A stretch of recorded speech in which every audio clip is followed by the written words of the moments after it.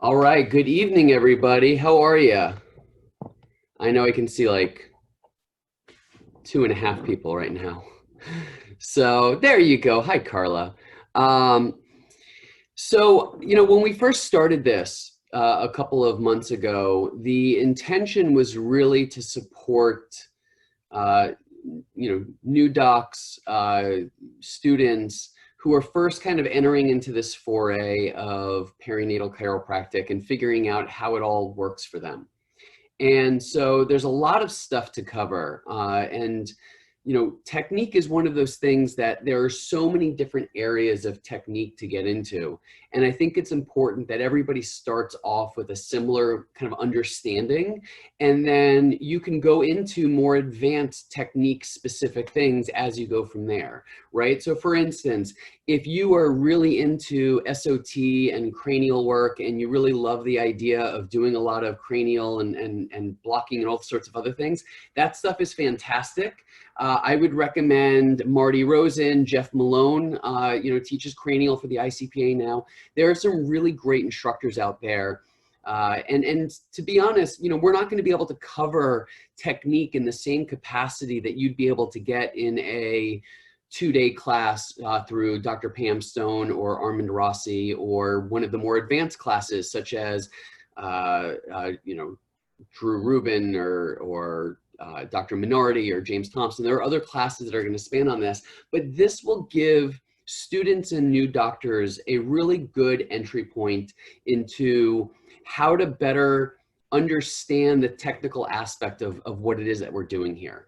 So please don't hesitate to mute me or to unmute yourself and chime in, so that way we can go through everything. And what I realized, let's see. Let me share my screen. Give me just 1 second. I'll be right there. I'll be right. Okay. So, we're going to cover a lot of information, and I'm going to do my best to cover it in a way that's going to make sense and allow you to use this tomorrow in your office. If you have any questions, just unmute yourself and chime in, and we'll go from there. So I'm going to share the presentation. All right. So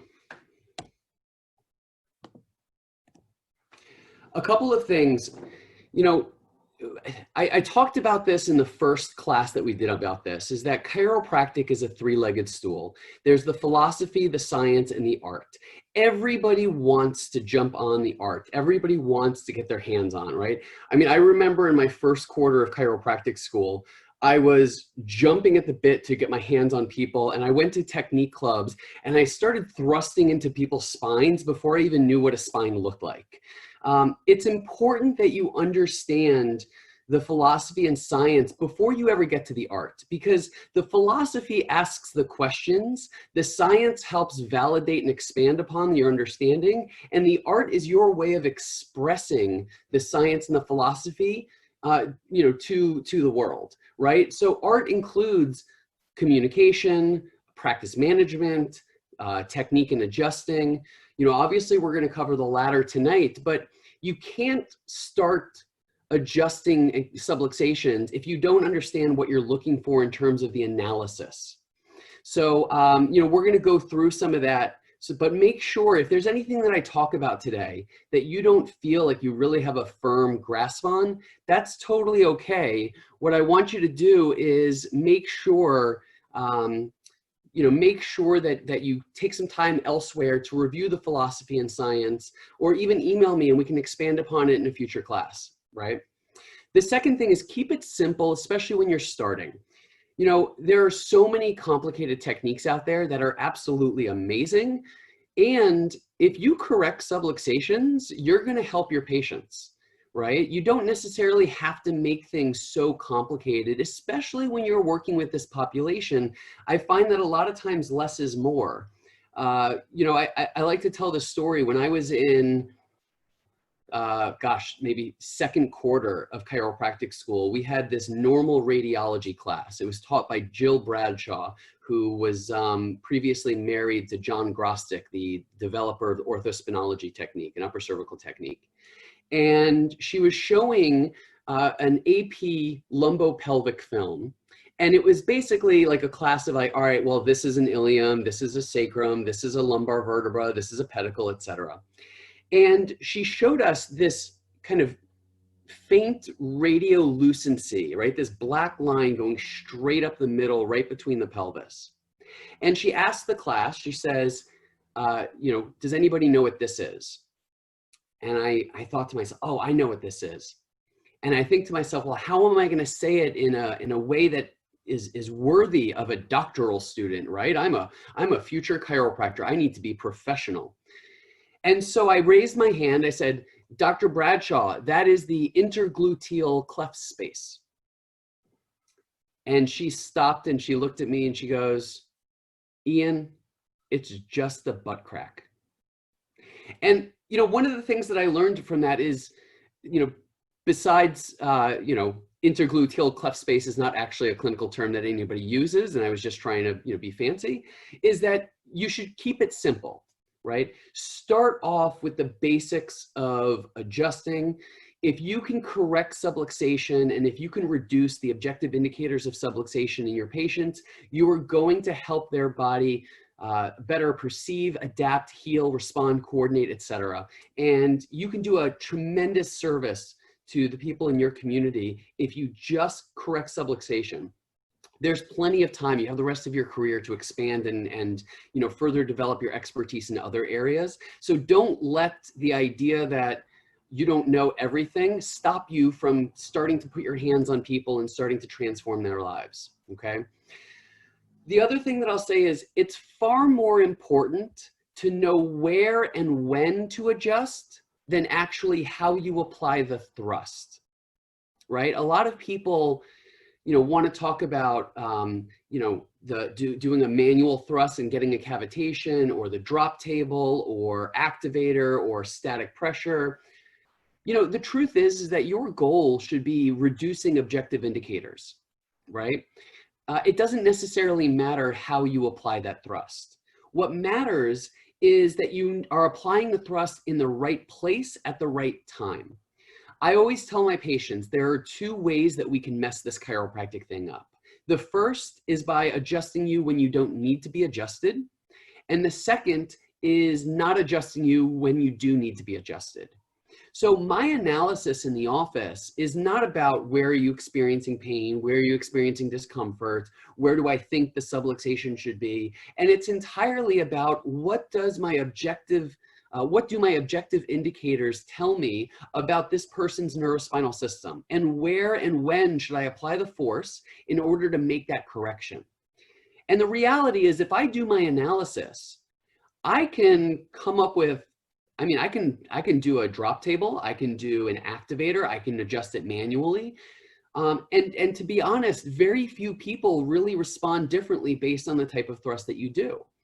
I will say this, that sometimes I find that if a patient is coming in with certain objective indicators and those indicators are showing up time after time after time, I will change the way that I thrust, right? If I've been doing drop table with Webster technique and I find that their sacrum is still subluxated each time they come in, then I'm going to maybe try doing more of a Gonstead side posture adjustment and see if that thrust changes the proprioceptive input to the brain and therefore the way that the muscles respond and help hold the adjustment.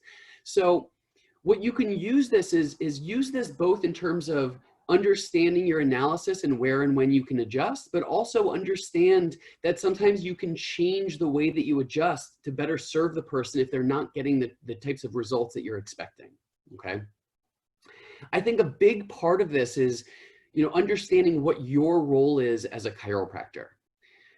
I think it's fair to say that pretty much everybody on this call got into chiropractic because you were really eager and excited about serving people and about helping them.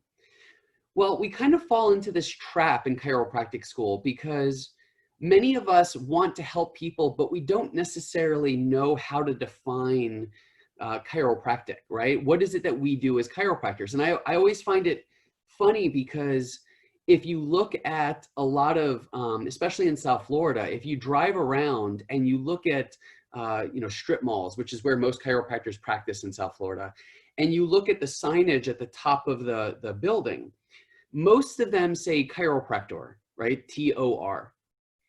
And I always laugh about that because just because a chiropractor's there does not necessarily mean you know what you're getting, right? I mean, that chiropractor sign has people who, adjust subluxation. That chiropractor sign has people who do, just soft tissue work, just rehab, just, natural, in terms of like nutraceuticals and nutrition. I mean, that chiropractor label doesn't really tell you anything. It's, one of the reasons why I made sure that my sign said chiropractic instead of chiropractor, because I wanted people to know that chiropractic was a thing that was available in my office.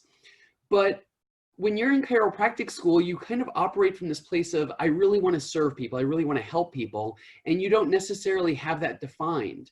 And so we fall into this trap of trying to define chiropractic by what it is not. It is not drugs and it's not surgery. Well, by that type of definition, what you're actually doing is making it so that chiropractic can be everything that is not drugs or surgery. And that's honestly where you see a lot of people, end up practicing. You see a lot of people end up adopting that type of approach, which isn't bad. It's not wrong to add those things into the office. You just want to be clear on what your purpose and intention is. And this is important because your technique, your analysis, your communication, your procedures, every aspect of your clinical care is going to be determined by your intention.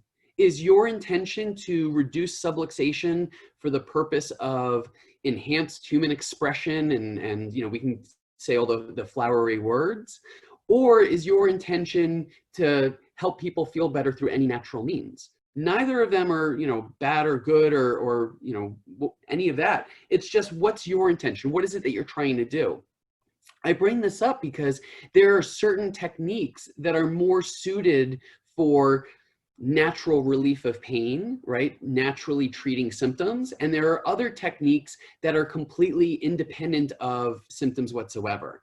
And what you get to do is define how you want to practice. And then finally, as far as the ICPA, we're going to be covering a lot of kind of intro information. If you haven't done so already, take Webster Technique with Dr. Pam Stone, take the Essentials of Chiropractic, Pediatric Adjusting through Dr. Armand Rossi, and then take a look at all the other techniques because there are some great classes there that will help refine your understanding of technique. And I think that's a really good way to, good place to start. Couple of things as far as the common analysis tools, right? Because I'm a big proponent of having objective analysis, right? How do I know where and when to adjust somebody if I don't have an algorithm in my mind about how do we analyze this person in a specific way? I think it's important to recognize that there are two forms of analysis, right? I have my long-term progress, right? This is the stuff that I do on my initial visit. So my posture, bilateral scale, surface EMGs, paraspinal thermography, heart rate variability, x-rays. Those are the things that I track periodically over the course of care, right? And then I have my visit to visit, right? This is what I use every single day when people come in. I'm checking them to see whether or not they need to be adjusted, where to adjust them, and how to do so. I use primarily leg checks, motion palpation, static palpation. I'll do, if I'm doing extremities, I'll do actual muscle challenges. Sometimes I'm doing activator checks, and we're going to kind of cover through some of these. So, you'll see how I fit them all together, because one of the things that you'll notice as you study technique, every technique has its own approach. Every technique has its own language, has its own analysis, has its own justification for adjusting somebody. And as a chiropractor, you can absolutely just pick one technique and that's what you do better than anybody. I personally like the idea of having a toolbox that incorporates different techniques because I don't think there's one technique that does everything perfectly. So I really like having different ways to check one another and make sure that I'm absolutely confident. And I mean, there's no better way to see that than the anterior inferior sacrum, which we'll cover when we get to pregnancy. So I want you to be in the question of, how do I know whether or not somebody needs an adjustment right now? And how do I know if I corrected this person's subluxations? And then finally, how do I know if this person is responding positively over the course of care? Right? So there's both the daily check and there's a long-term check because both are important.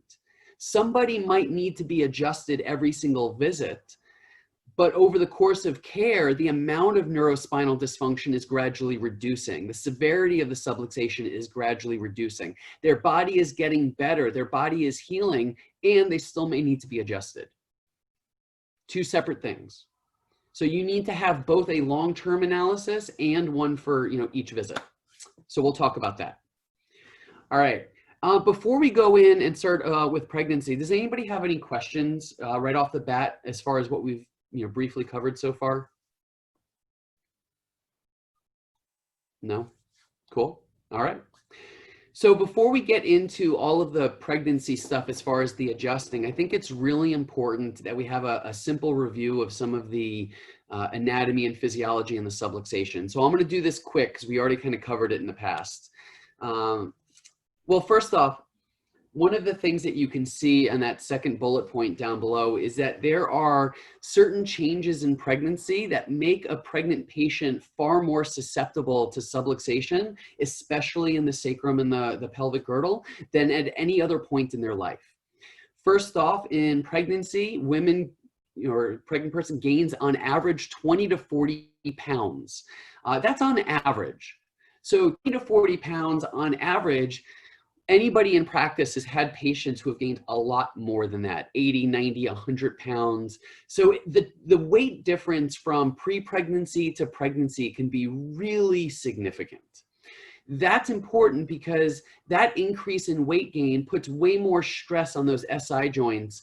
And as you can see with that last bullet point, one of the changes that we see in pregnancy is the hormone relaxin kicks in and it creates the hypermobility at those SI joints and the pubic symphysis. That's a hypermobility that is absolutely necessary for the expansion of the pelvis while baby gets bigger and then ultimately the birth process. But it creates a lot of instability. Not to mention that as the belly gets bigger, the pregnant patient tends to lean back and extend, which therefore transfers even more weight onto those SI joints. So pregnancy is kind of a perfect recipe for subluxation. And it becomes really important that you understand that because that will determine how well you communicate the concepts of subluxation and holding adjustments and why consistency is key to your patients. So you need to be able to communicate that. And why is it that people were, holding their adjustments or otherwise doing well up until the point where they got pregnant and then everything changed? Understand this, learn how to communicate it effectively, and it'll explain to pregnant patients why the changes they're experiencing also warrant an increase in their frequency for getting adjusted. So let's talk about some of the simple things. Now I've got my little annotation tool that I'm going to try to play around with. Okay, so we've got a couple of things that I think are really important that we address here. First off, on either side, we've got the SI joints. Actually, you know what? I don't like annotating. So I'm clearing that away. You know why? Because I have a pelvis in front of me and I'm going to use that. By the way, this pelvis is from sawbones.com. I think it's probably the best pelvis that I've ever gotten. I'll post the link tomorrow as far as when I send out the recording, so that way you can take a look at it. But the thing that I love about it is very it's very mobile, so you can really show people, how the body responds and how the body changes. Okay, so a couple of things. You have the SI joints on either side. You have the pubic symphysis in the front.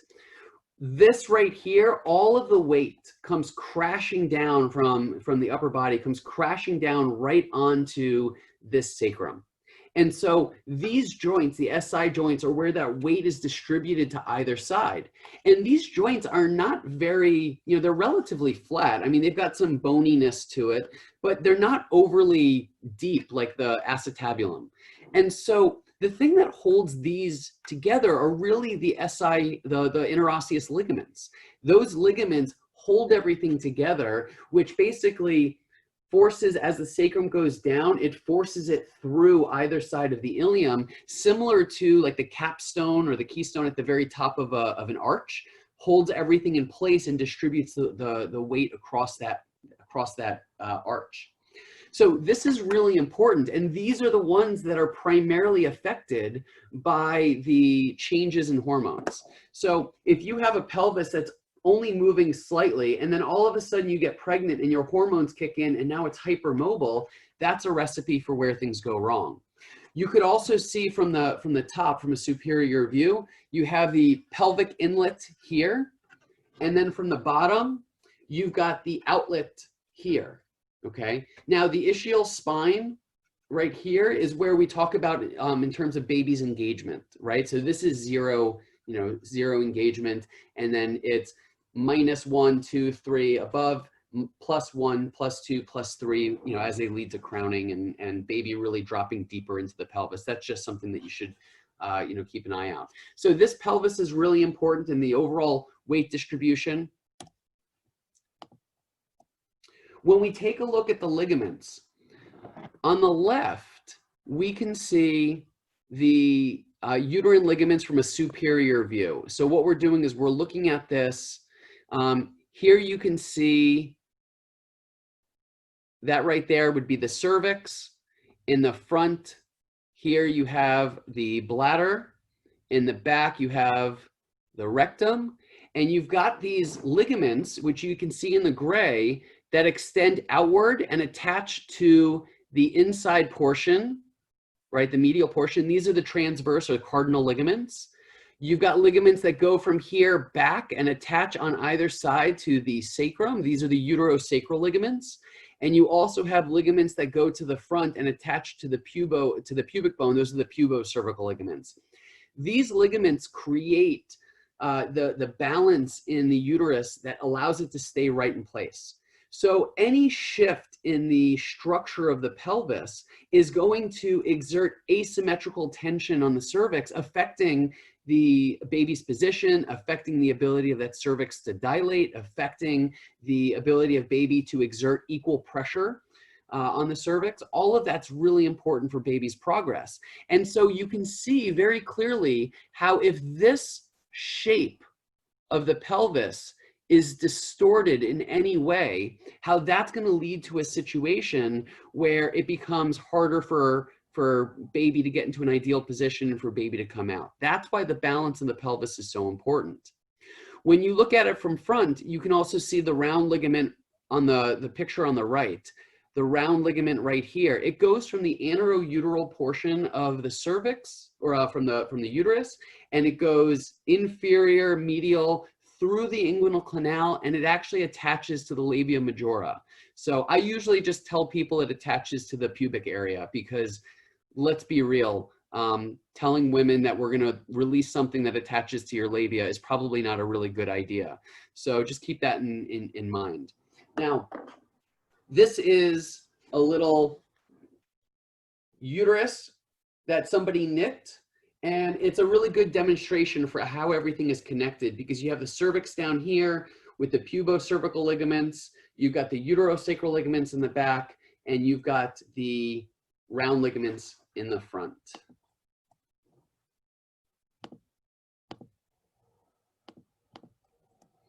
When we take a look at the muscle tone, the pelvic floor, the primary muscle is the levator ani muscle.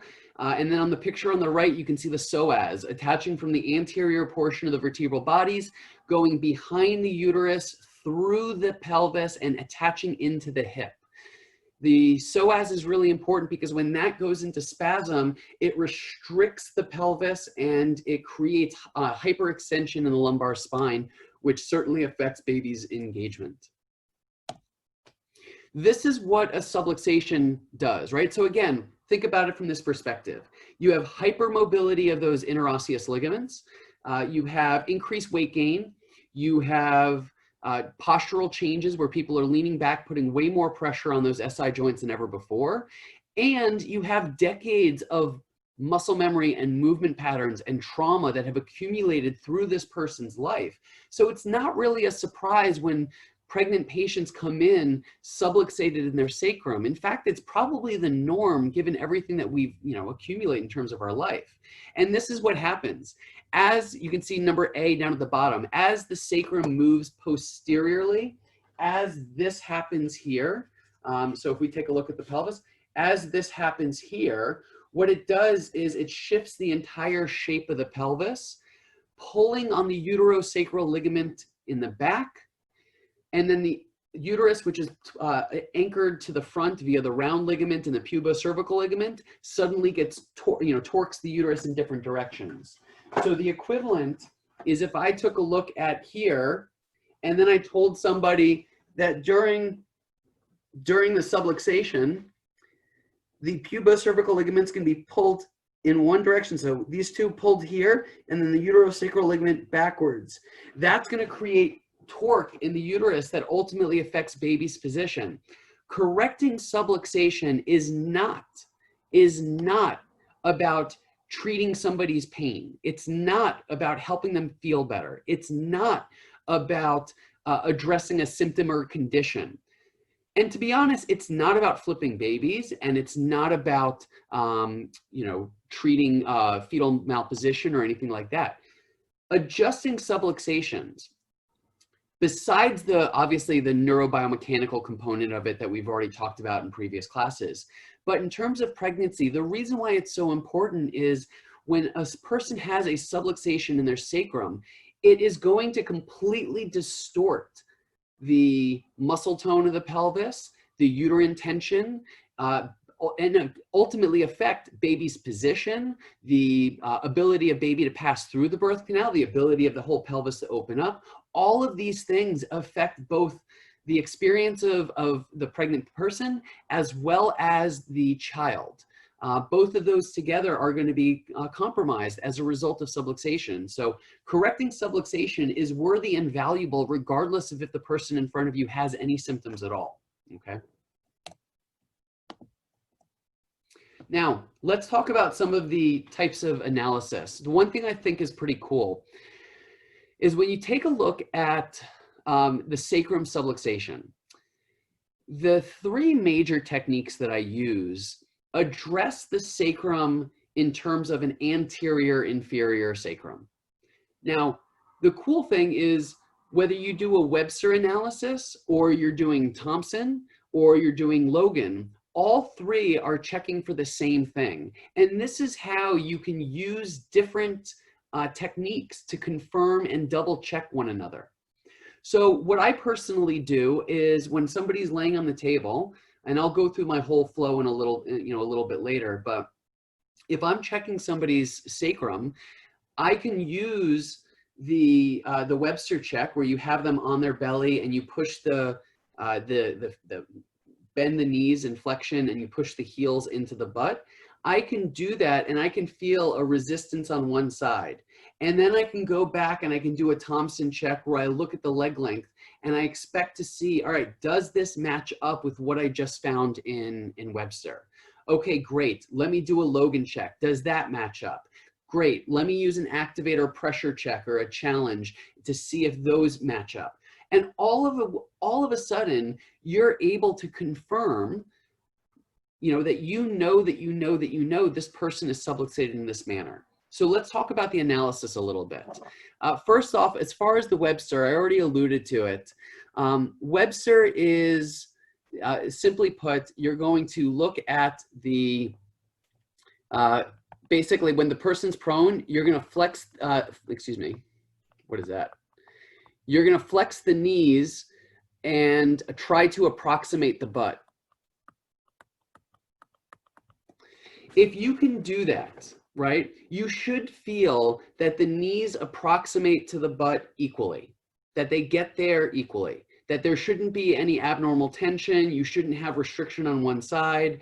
And it's something that's relatively sensitive. It takes practice to really know what you're feeling, because sometimes the person's had a previous knee injury. Sometimes the person has a tight quad. Sometimes the person is resisting because they just don't know what you're going to do. So it's important to get used to doing this and just practicing. In fact, I would recommend that if you're using Webster technique in the analysis, I would strongly recommend that you, for the beginning, always double check it with another technique, because checking muscles and doing muscle challenges, it's a skill that takes practice. You need to give yourself some time and patience in terms of being able to do that. Now, the thing about Webster is if you have, let's say one knee is restricted, so the restricted side is actually representative of an AI sacrum on the opposite side, right? So if this is restricted on the right, if I flex the knees and push the heels into the butt and the right side is restricted, then that tells me it's an AI sacrum on the left. Does anybody not understand that? Okay.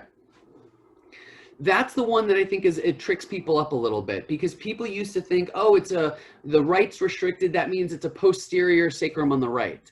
Well, the sacrum really doesn't subluxate that way, right? It doesn't only subluxate in this direction. There's a component of a kind of an anterior inferior rotation that occurs, and that's what is so important to understand, because if you're trying to correct Webster and you're in the mindset that it's posterior on the right, then what you're going to inadvertently do is try to move that bone on the right forward, right, from posterior to anterior. And the issue with that is when you're trying to do that, if you're at the S2, right, here, let me do this. Let's pretend I've got my sacrum. That's not an elephant, by the way. That's supposed to be a pelvis. There we go. It's terrible. I know. Bryant, you're giving me side eye. I can see that. Okay. So let's pretend that's my sacrum. And I'll put my little marker. So this is the right side. This is the left side. The patient's laying prone on your table. If I think that the Webster analysis shows that the right side is restricted, if I think that that means posterior, then what I'm going to do is I'm going to try to adjust at like S2, okay, right where the sacrum meets the PSIS. Now, the problem with that is that's going to address, let me bring out my pelvis again. If this is what you're trying to do, you're going to address that component. But because the sacrum shifts in this sort of manner, right? I don't know if you can see that very clearly, but what you're going to do is you're not going to correct the subluxation as effectively as you would. Now, what you do might help the person, but it's not going to help them as much as it could if you were more specific, right? So right side is restricted, right? That means it's an AI sacrum on the left. If I want to correct, AI meaning this is kind of what the sacrum has done, right? This sacrum on the left the sacral base has dropped inferior and gone anterior. What I need to do if I want to correct that inferiority on the left, I need to adjust more about here, closer to like S3, S4. Okay. And I think that's the number one thing where I see a lot of people get Webster wrong, is they adjust too high on the sacrum. And when you're adjusting too high, what you're essentially trying to do is take the sacrum and just do this. Instead of, if the sacrum's like this, adjusting down at like S will help create that normalcy, right? Correct the AI component of it. So that's just something that I want you to kind of keep in mind, because that's where a lot of people get tripped up. Anybody, please, if you have any questions about any of this, cut me off. Now, when we talk about negative D at Thompson, what we're looking at, if we're doing a leg check, person's in a prone position, and we see the left leg is short. And then we bring it up to position 2, right? So they're on their belly and their legs are straight, and you see the left leg is short. And then you flex their knees to 90 degrees. Whereas Webster's, we pushed all the way into the butt. What we're doing with this is we're bringing it up to 90 degrees so we can see their legs that are bent. And we're looking to see, did that left leg that was previously short, did it cross over and get longer, right? This would be crossing over, because this is how it would look to you. Or did it stay short, which would look like this? Now, in Thompson, we call the crossover positive D, and it basically represents a PI pelvis, PI ilium. When you have the did not cross over, the stay short, that represents a negative D, right? Now, negative D could be one of two things. It can be an AI sacrum, or it can be an AS ilium. Okay. Now, in traditional Thompson, there are these pressure points on the legs that you check in order to determine if it's an AI sacrum. Honestly, I don't really enjoy doing those. So what I do instead is, if I see something as a negative D, I'll simply kind of swipe the pelvis in different directions. So if I think that it might be an AS, I'll swipe the pelvis down as a way of checking to see if that balances the legs, and that will confirm AS to me. If I see if I suspect it's an AS and I swipe it and it doesn't correct, that tells me by process of elimination that it's actually an AI sacrum on that side. I know we're kind of getting into the weeds here, but the analysis is far more important than the actual adjusting. So let's pretend for a second we're back here. We see the left side is short. We flex it up to 90 degrees and it stays short. So that tells us we have a negative D on the left. Okay, that negative D on the left, it's either an AS ilium or an AI sacrum. Okay, I'm going to challenge this. Now, when I say challenge, what I mean is, if I'm looking at the person's laying prone on my table, and I suspect that the left side this had a short leg, it crossed over, negative D. If I suspect that this is going to be an AS, I'm going to come up to the PSIS and I'm going to swipe down. Or you can simply press on the ischial tuberosity. The intention is, if you can help move this in the direction of correction and the legs balance out, it confirms that's the subluxation. However, if I try to pull down and it doesn't change the legs, then that confirms that it's really an AI sacrum on that side. Does that make sense? I'm just going to assume that if nobody interrupts me that I'm okay. Cool. Thank you for the thumbs up, Ryan. So this is important, because what you'll often see is an AI sacrum or a negative D, or specifically, I should say the AI sacrum is, again, the opposite, right? So the opposite of the restricted side in Webster is going to be the AI sacrum. So it should correlate with that, okay? So I think that's relatively important, because right off the bat, if you're doing this and you're not really sure if that makes sense, go back and look at the legs and see if you can find a negative D in Thompson that validates the AI sacrum, okay? Now, Logan also looks for an AI sacrum, and that looks like sacrum. That's weird. Okay. So what you're going to see is all three of these should correlate. Now with the Logan analysis, there's like a 5-part analysis: the side of the elevated hip, the side of the lumbar, lowest movable lumbar body rotation. There's a whole, another protocol that gets way more in the weeds. I primarily just look to see if it's the side of the elevated iliac crest. Okay, so Logan, I'm just going to shorthand. And if you're a Logan grad and you want to yell at me, I totally get it. But I'm trying to keep this as simple as I can, considering it's already fairly complicated.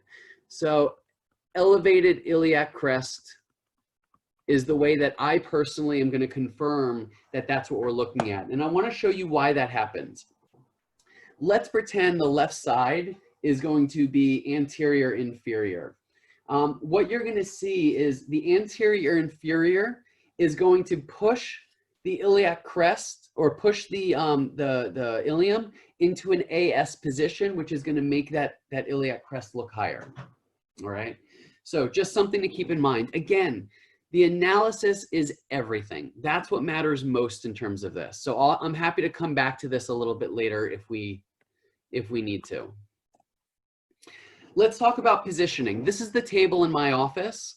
I primarily use drop table, but I'll incorporate some side posture Gonset adjusting. I'll do some very little SOT, some activator, but I personally really like the Thule table. I don't get paid to say that. I just like the look of it, and I really like the drops, and they're pretty consistent. But this is my table. Now, there are a couple different options as far as adjusting pregnant patients. This is the swing away. You can see the abdominal piece actually swings away. Now, I get what you're saying. There's no way that's an abdominal piece. That's clearly built for the chest. I thought the same thing, and it's the #1 reason why I didn't get the table, because I thought there was no way that a pregnant patient would be able to lay on that, but it actually does work. And so the swing away lowers and lets the person lay face down and lets the belly sink into that area. And the thing that I really love about it is it helps keep mom in a completely neutral, balanced area. There's no hip flexion that's incorporated. Whereas with the abdominal pillows, with the belly pillows, you can stack them up to accommodate a larger belly, which is often very comfortable. But watch what happens. I'm going to annotate this real quick. So if I have the patient laying on the table and I have them in a position where the abdominal piece drops down like this, I'm able to keep their spine in a completely neutral position, right? I'm going to do a little bit of ankle elevation that I use with this. This elevates just a little bit, and I use that as a way of taking some slack out of the hamstrings. But that's a really simple way of keeping them in a neutral position.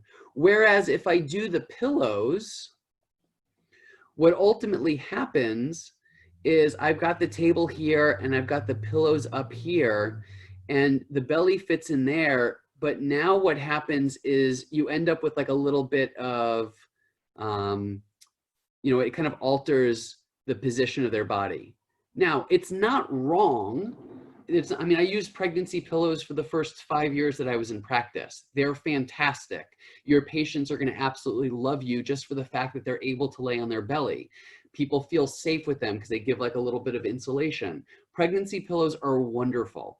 But I want you to keep in mind that if you are using the pregnancy pillows, because you are going to be pushing the pelvis upward, what you need to be extra conscious of is not allowing there to be tension in the hamstrings, right? So if you're doing pregnancy pillows, really make sure that you're elevating the ankles a little bit so that the hamstrings don't get tight from being in that slightly flexed position at the hips.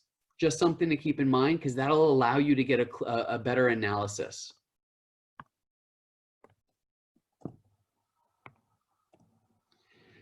When you're making the correction, well, you know what, before this, I want to talk about the leg length, how you check leg length, because it's very easy for us to lose sight of it. you know what? I am going to take my shoe off, because this is the hard part about doing this virtually, right? So I'm going to take my shoe off. This is my shoe. I wear blue shoes. When you're looking at it from behind, if your person's in a prone position, if I'm going to be doing a leg check, I want to make sure that both sides are going to be, I'm going to get a clear picture. I want to make sure that I'm taking out any slack. I want to make sure that the shoe is against the bottom of the heel. I want to make sure that I'm getting a consistent analysis. Otherwise, the whole idea of a leg check is just going to be completely moot. So what I'm going to do is when I stand behind them, I'm going to take my fingers and pretend this is the lateral malleoli here.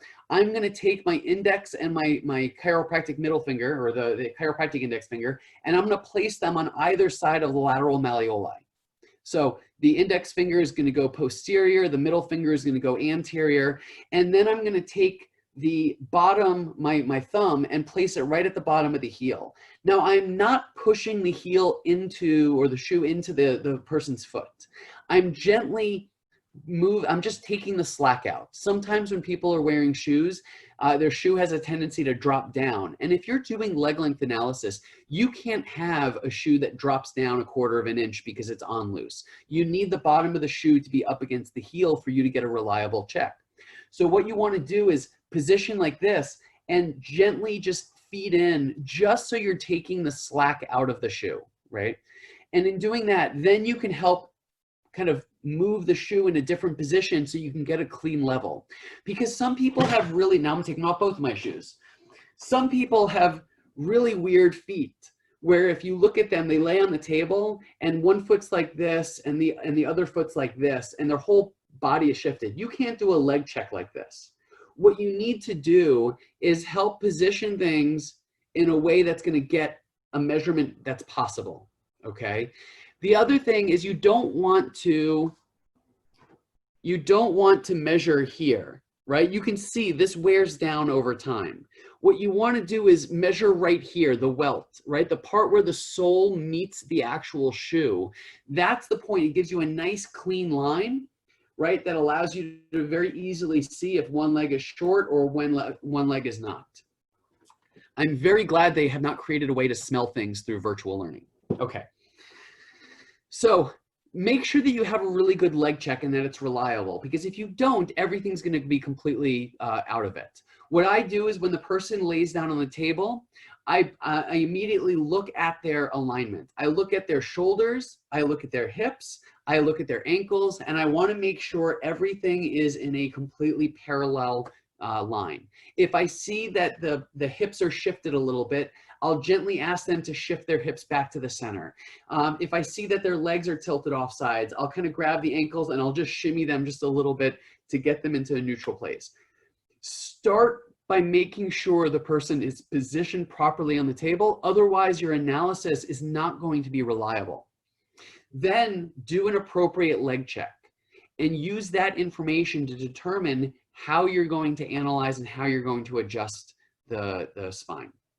Okay, let's pretend that I have a, similar to the example that we used, the right side is restricted. So what I did was I took a look at the legs and I flexed them up and I pushed them into the butt, right? So what I'm doing, what I mean by that is, where's my little annotation tool?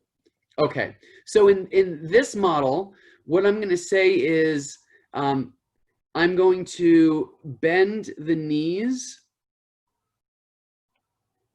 and you're going to approximate the butt. And what you want to do is feel for resistance. You want to see one side, does it get further than the other? Just as a patient education tool, I always ask the patient if they can feel the difference. Very often I'll actually put their feet together so that they can feel how much closer one side is than the other. I'm going to ask them if they feel one side tighter. I'm going to ask them if they can feel the foot on their butt cheek on the right and the left side doesn't get anywhere near that. I want them to connect with the fact that your analysis is objective and that you're finding something that's off in their body. Okay, so you're doing this and you can find, I realize I just gave her only one leg. Okay, so You're pushing both of these and you find that the right side is restricted. The correction for Webster, if the right side is restricted, which means a left AI sacrum, okay, what I'm going to do is I'm going to contact 1, 2, 3, right around here. It's basically the sacral apex, just to the right of the sacral tubercles. So I'm going to palpate down and I'm going to contact there. And it's basically going to be halfway between the PSIS, even though you're below the PSIS. I just want to give you a perspective. It's not going to be way off to the side that you're adjusting into the greater sciatic notch. You really want to try to adjust right around this area.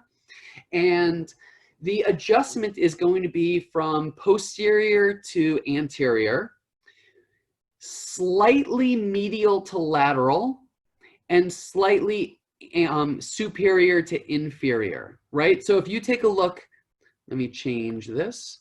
If you take a look at my episternal notch, my force is being driven right through here.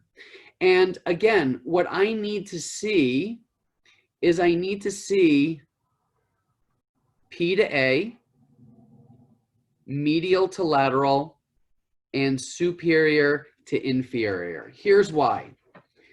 The posterior to anterior is going to help, you're going to correct the anterior portion on the opposite side, right? Remember, we're talking about a left AI, but you can't, with the drop table, you can't get in there and pull that back. So you need to do so by correcting the right side. So you're going to adjust down below because that's going to help take out the anterior portion on the opposite side. You're going to go from slight medial to lateral, right? Meaning this way, because look at the shape of the joints. Those SI joints are slightly angled, and therefore if your thrust is directed straight from P to A, it's not going to be as smooth of an adjustment as if you had a very slight medial to lateral going through that actual joint, okay? The other thing is slightly superior to inferior, right? So going from here kind of down, because that's going to correct the inferior, the AI on the opposite side. So what you can see is I have positioned, I'm going to use not my piezoform, but kind of a fleshy piezoform, almost like a knife edge. But I'm really going to focus my intention on where that's coming, right through that S3, S4 apex area on that opposite side. And I stand on the opposite side. So if the, again, right side is restricted, I stand on the left side because that better allows me to make that medial to lateral correction. It lets me hit that proper angle. Whereas if I stayed on the right side in this case, I would have to lean over the body in order to try to make that correction, which is just harder on me, okay? And then, so what you're going to do is you're going to elevate the drop table. Now, for those of you who don't use drops very often, you want to make sure that the drop table is set at a level that's going to be relatively comfortable. If you have it so strong that you have to thrust through, it's going to be uncomfortable and potentially hurt the patient. If it's too light, it's not really going to make much of a change. So the table needs to be able so that when you elevate it up, it holds the person's weight, and that when you contact, it doesn't automatically drop down. Because if it drops down while you're feeding in, you're not going to be able to make the correction as well as you should. Now, here's the other little trick about it. A lot of people will just place their hand on and they'll start doing the drops. The issue is, if you put your hand on and you start doing the drops, but you don't take a tissue pull, or you don't feed in, right? When I mean feed in is I mean you want to actually kind of place your hand where you're going to thrust and feed in until you can feed. You take out the slack of the joint. You take out the muscle tone. You allow us to get to a point where a little bit of a more thrust drops the table and the correction is made. So just be aware of that. Really be conscious not only of your line of drive, but be conscious of how you're actually feeding in and engaging when you're doing that. I think that's really, really pretty important.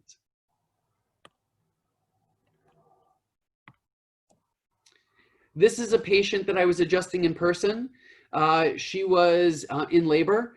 And for this perspective, I'm standing on the opposite side. I'm actually doing a, same as the other example, it's a right, right Webster. So it's a restriction on the right, which is in left AI sacrum.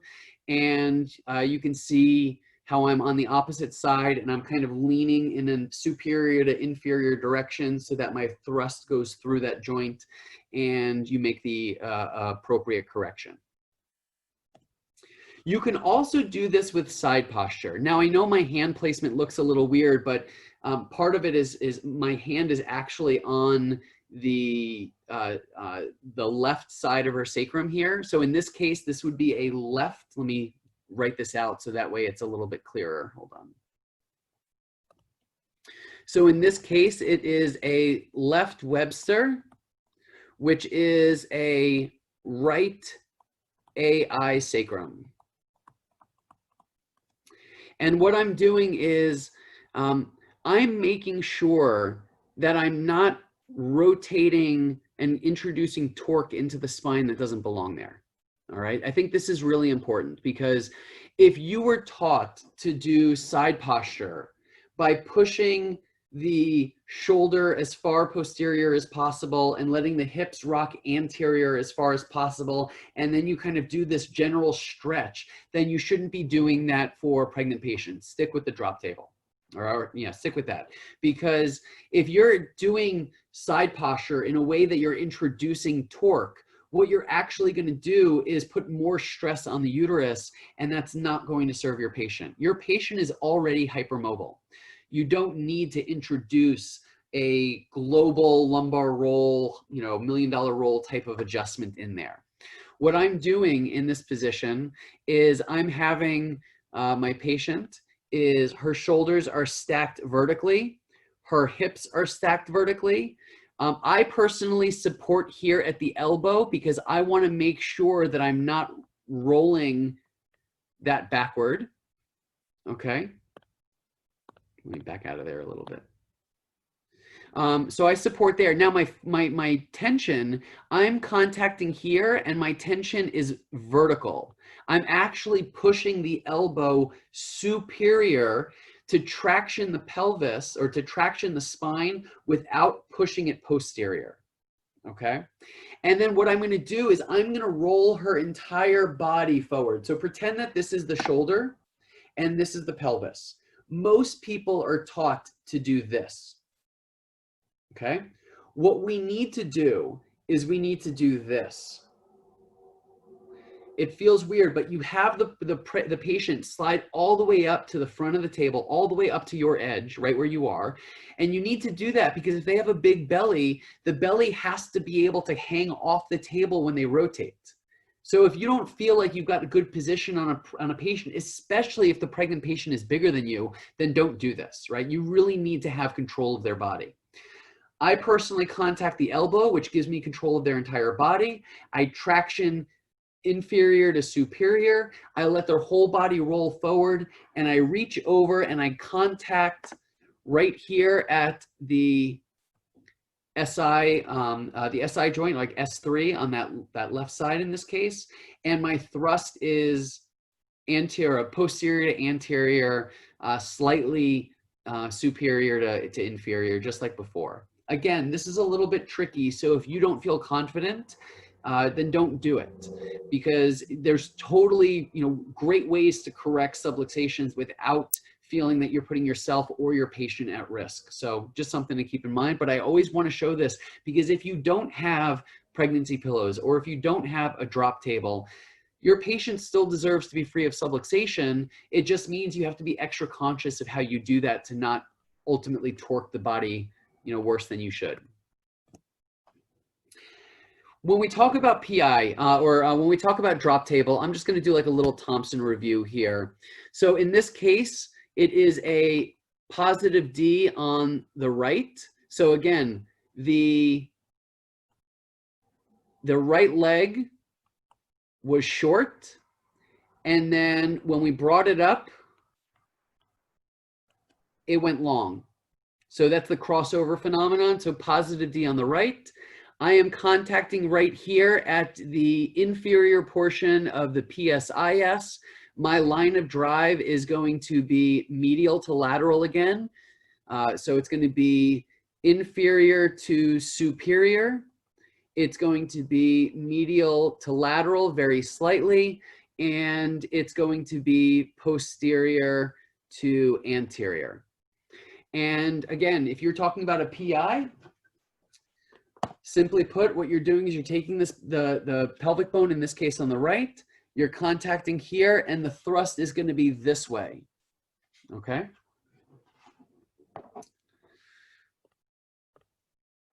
When we take a look at the AS correction,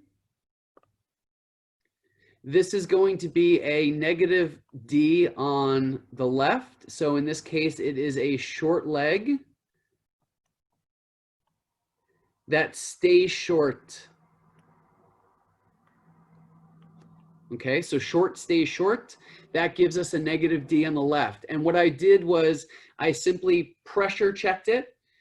So in this case, on the left side, I'm going to swipe down and the leg's balanced out. And that swiping down allows me to confirm that that sacrum, or that ilium, was subluxated in an AS direction. The way that you can use these pressure and challenges is if you swipe a bone in the direction that balances the legs, then that's the direction of the adjustment. If you swipe a bone in a direction that worsens the legs, creates asymmetry, then that's the direction of the subluxation, because what you're doing is exacerbating the subluxation. And when you swipe it in direction where it balances the legs, that tells you that you're, for a moment, releasing the tension that's on the nervous system that's caused by those subluxations. Okay, so what I'm going to do here is my thrust is going to be P to A, slightly superior to inferior. And because I'm using the sacral, the tuberosity, I'm using the ischial tuberosity here. Actually, it's really here, sorry. What I'm doing is, because it's a long lever, I'm less worried about the medial to lateral, right? I'm contacting, in this situation, I'm contacting here, okay, right on the ischial tuberosity. And just warn your patient that you're going to be adjusting the bone that they sit on, okay? You have a question? Go for it. Just to clarify, I know you said in the beginning that you would actually do the Webster check, and then you would do a Thompson check to verify that it correlates to what you found during Webster. But in this scenario, if you found out that the resistance was even on both sides, but you saw that there was a crossover, or so if it was a positive D or negative D, that's when you would address this? Or would you look again after you cleared Webster whether or not this would happen? I'm just yeah, I want to make sure that I'm crystal clear as to when you would want to address the ilium over just the sacrum. I personally start with the sacrum. It's just where I find the best results. So I will start, I'm very much of a top-down type of chiropractor. So I'm kind of an Atlas first guy. So my primary analysis is I'll start off with the patient in a supine position where I'll do a Grostic leg check. And that will help me determine whether or not I toggle Atlas. And then the patient will flip over on their belly. And that's when I do my leg checks. And I'll start with Thompson cervical syndrome. And I'll look to see, do I have right or left? And I'll clear out the lower cervical subluxation. Then I go and I do the Deerfield leg checks, the negative D or positive D. And it's super easy where you can look, you can see, all right, right side is short. I'm going to bring it up. It crosses over. So in my mind, I'm thinking positive D on the right. And then I push the heels in. And if I feel balance, then I address the positive D, on the ilium. But if I bring it, short, and then it crosses over, I'm thinking positive D. But then I push the heels in, and I feel that the left side goes all the way to the butt and the right side doesn't. my brain is going to go, all right, let me clear out that sacrum first, and then I'll go back and I'll recheck the Thompson Deerfield checks. Very often, the sacrum correction will clear out the rest. So it's about using these to figure out not just what the subluxation is, but what's the best order to correct the subluxation. So play around with it. I mean, honestly, one of the things that I have hinted at the bottom is very often I'll be adjusting somebody, and after a couple of visits, if I'm not seeing the change in their body, or if I'm not seeing any symptomatic change, or if I'm not seeing my objective indicators are decreasing, I will change the order, right? So there might be times where I say, you know what, we'll check Atlas afterwards. Start off on your belly. I'm going to check with more of a basic approach. I'm going to clear the pelvis first and then see what happens above. Or I'm going to do the ilium today instead of the sacrum because we haven't been getting any sort of change with that. This is the part where it actually becomes being a doctor instead of being a technician. One of the reasons why I don't like a lot of the blind following of techniques is it takes away kind of that mystery component of well, am I going to find the right one for this person? So, figure out, start with a routine that feels right for you, and try it out and see how the patient responds. And if you find that, hey, if I clear out the sacrum, more often than not, I don't have to address the ilium, then you're in a really good position. Focus on that, right? But if that doesn't work for you, then change it up. And each patient is going to be different because no patient has the same spine or nervous system. So does that answer your question? Is that good, Bryant? Okay, cool. Now, let's pretend, and you can see my blue shoes right there, just to show that I actually do wear them in the office. Let's pretend we're talking about, in your case, Bryant, you were just giving me that example, okay? If I have a negative D on the right, so in this case, short leg, stays short. Okay, so that's negative D. I might even push the heels into the butt, and I feel that I'm getting a left, so left Webster, right, where the resistance is on the left. So now I have two things that are potentially confirming a AI on the right. And then I decide, well, I'm going to double check that it's not an AS, so I do my little pressure challenge, and when I swipe from superior to inferior on the right PSIS, nothing changes, so I can rule out an AS pelvis. And then I say, all right, cool, I've got two analysis that are showing me a negative D, or excuse me, an AI sacrum on the right. I can do one of two things. I can adjust the sacrum on the left side, right? Or, using like a Webster contact, or I can do the Thompson and use the ilium on the right as a way of correcting that AI sacrum. Here's where we get a little bit into the weeds. Let's pretend that I'm going to do Webster. All right, I've got,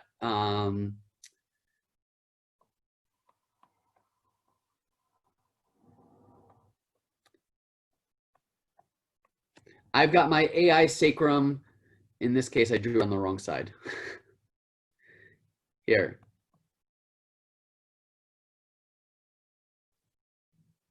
I've got my AI sacrum on the right, okay? I could contact the left side here. Let me use a different color for this. I could do the left sacral apex at like S3, S4, just like what I did with Webster with the drop table or with side posture like I just did. But if I'm not seeing the changes that I expect, right? Because there are times, like Bryant, where you ask, like, what do you do? Well, if I'm finding left Webster each time, and as I adjust the left side of the sacrum, it's not changing, I might think to myself, well, instead of doing the left side I'm going to use the right side, the side of the AI, and I'm actually going to use the ilium as a lever to correct that. Okay. Now, here's what this looks like. The first step is I'm going to drive the ilium. So right here, I'm contacting the ischial tuberosity, and I'm driving it from inferior to superior. Okay. The idea being that if the Webster sacrum is like this, I can either contact right here and do the Webster drop, or if it's like this, I can do part one is adjusting the ischial tuberosity up, which helps correct that.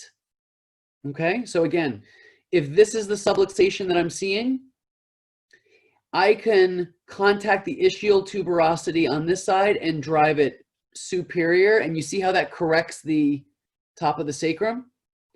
And then the second component, and I'll redraw all this out for everybody. The second component is I'm going to drive that PSIS from medial to lateral. So watch what happens. If I have an AI sacrum on the right, what I'm looking at is either adjusting the Webster contact on the left, or I'm going to shift the entire ilium up, and then I'm going to adjust this out this way, which helps pull that sacrum back up. Does that make sense? I know that's kind of confusing. Brian, you're reliable for a thumbs up. Give me this if that doesn't make sense. Okay, so let's draw this out for a second.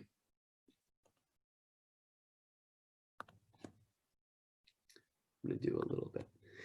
So let's pretend I have an AI sacrum on the right.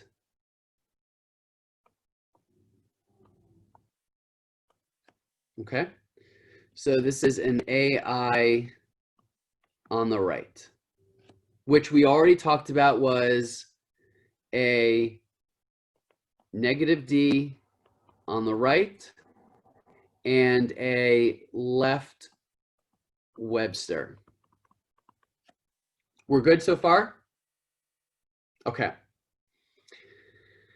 One option, if I want to correct with like a Webster adjustment, I can do right there, right where that the kind of posterior portion of the sacral apex, just like what we talked about before. The side of restriction, I'm going to contact S3 on that side, and I'm going to drive it from posterior to anterior, superior to inferior, and medial to lateral. Okay? Can absolutely do that. But what we're trying to do when we do that, remember, we're trying to correct the right side. So what we're in fact doing is we're taking a long lever by trying to adjust the opposite side in order to correct the right side, which is totally fine and it works great. But every once in a while, you'll have a patient that every time they come in, they've got the Webster asymmetry. You know, they've got the left leg resisted. And after you adjust them, 90% of the asymmetry goes away, but some of it's still there. You're in a situation where they're not holding their adjustment, they get temporary relief and it comes back. Things just aren't stabilizing. Well, you have to ask yourself, is there another way that you can correct the pelvis, correct that sacral subluxation? And Thompson offers a two-part method, right? If you have learned traditional Thompson, this is the one where you like have them lay on their back and you stick your hand underneath their butt and you drive forward, all that. This is going to be simple. It keeps your patient in a really easy place, okay? So what I'm going to do here is I'm going to drive the ilium up, which is going to help push that sacral base up. And then I am going to adjust the PSIS outward, externally, which in turn is going to bring that sacrum posterior, right? So if you think about, if you have the sacrum here and the ilium here, if this goes out, by nature of the tension on those ligaments, it's going to pull that sacrum back out. Okay? So it's a two-part method. The first part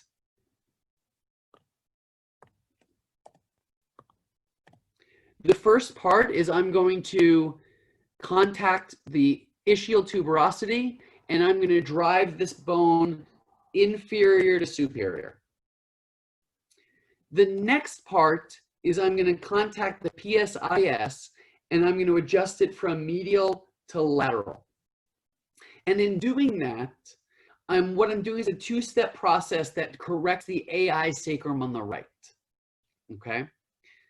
This sounds really weird, right? It sounds complicated. But again, you're doing this when the Webster correction hasn't been stabilizing. You're using this as an alternative way of correcting a joint that's subluxated and hasn't been reduced through the previous means that you've tried. Go ahead, Bryant. The only thing that was confusing me was it just sounds like you're doing an ASIN on the right side, and that's why I was giving you a funny look. Yeah. So I was just trying to understand. And here's why it's not an ASIN, because I'm not correcting an AS ilium. What I'm actually doing, so if I was doing an AS ilium, I would be adjusting the ischial tuberosity down to try to do this, correct? Right, so if this was an AS, I would contact the ischial tuberosity to try to get that to go down. But what I'm actually doing is I'm using this as a lever to correct an inferior sacral base. So what I'm actually doing is my line of drive is literally inferior to superior. That's why you can see on this picture, I drop my body down really low, and I'm actually thrusting inferior to superior. I'm not doing any anterior to posterior or posterior to anterior. It's just straight I to S, as a way of trying to lift up this entire pelvic girdle. Does that make sense? Does that help with the distinction? Yeah, thank you. Okay, does anybody else? I know this is probably the most complicated part of everything that we're gonna go over tonight. So I wanna make sure that, you know, people get this, because I don't want you to be overwhelmed. Sarah, you asked the purpose of crossing the legs. So in Thompson, one of the things that they recommend doing, and you can actually kind of see this in the second component, how the legs are crossed. Oop. The reason the legs crossed here is because when you cross the leg over, it helps open up the SI joint. It helps create separation so that you can get a better adjustment. That's all. Honestly, I usually don't even have them cross the legs. I just wanted to, you know, show people, you know, that you know, technically this is how it can be done. Cool. All right. So let's pretend that we just corrected the sacrum. Actually, you know what? Before that, I want to go over Logan. Because let me see, hold on one second. I am going to share something else. I've got a picture. Let me pull this up real quick.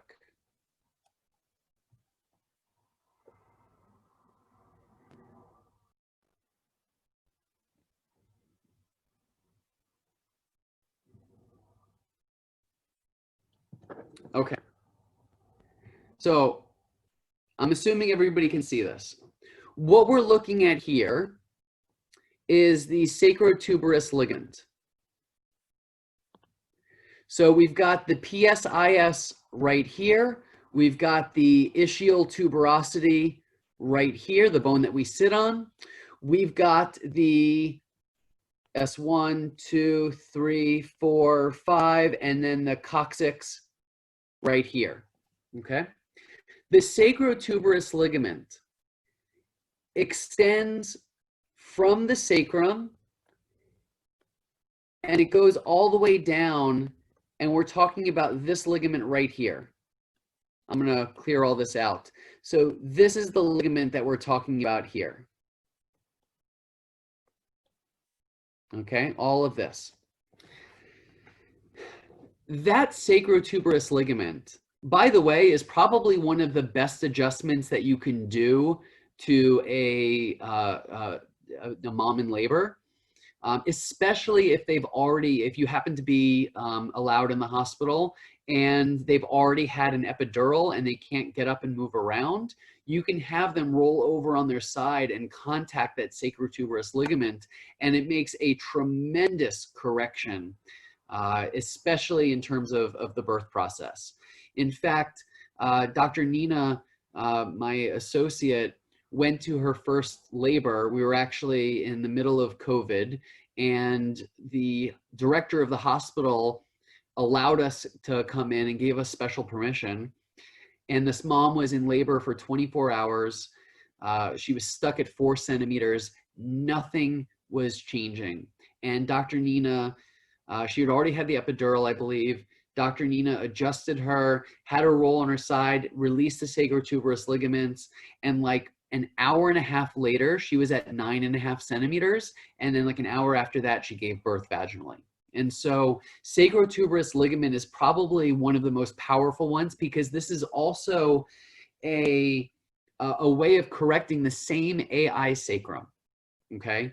The same AI sacrum that we've talked about before, we're gonna use it, correct it via the sacrotuberous ligament. So again, let me draw some lines. So we're gonna talk about the AI sacrum. What I'm gonna look at is if the AI sacrum is on the right side, I am going to contact the sacrotuberous on the right, okay?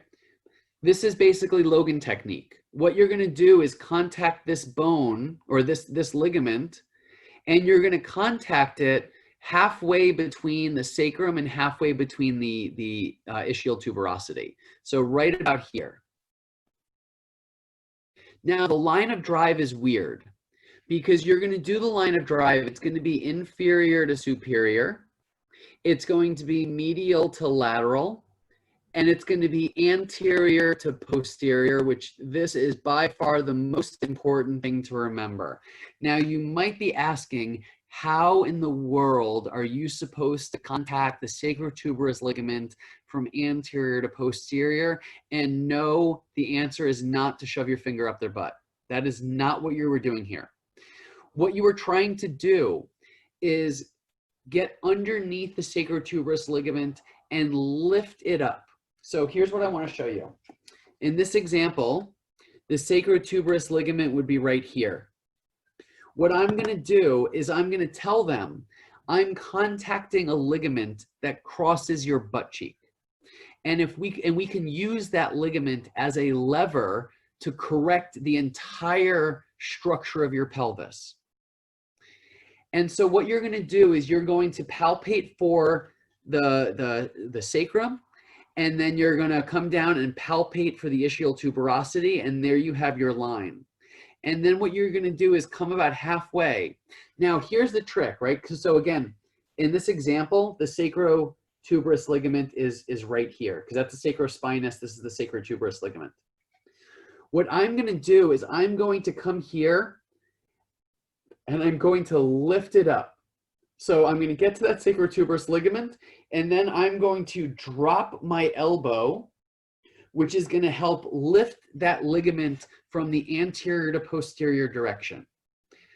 Doing that is going to help release that AI sacrum on the right, okay? Again, so the way that we can look at this is we can say, all right, I have a left Webster, I have right negative D, I have right elevated iliac crest. There are times where I've adjusted this person with the drop table and nothing's changed. And then there are times where I've done side posture and nothing's changed. And I've tried activator and nothing's changed. And then I think to myself, oh shoot, I haven't done Logan.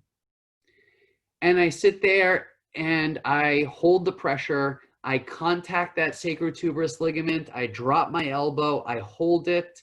And usually what you're supposed to do with Logan is you're supposed to basically hold it and then gradually feel the paraspinal muscles relax as you go up the spine.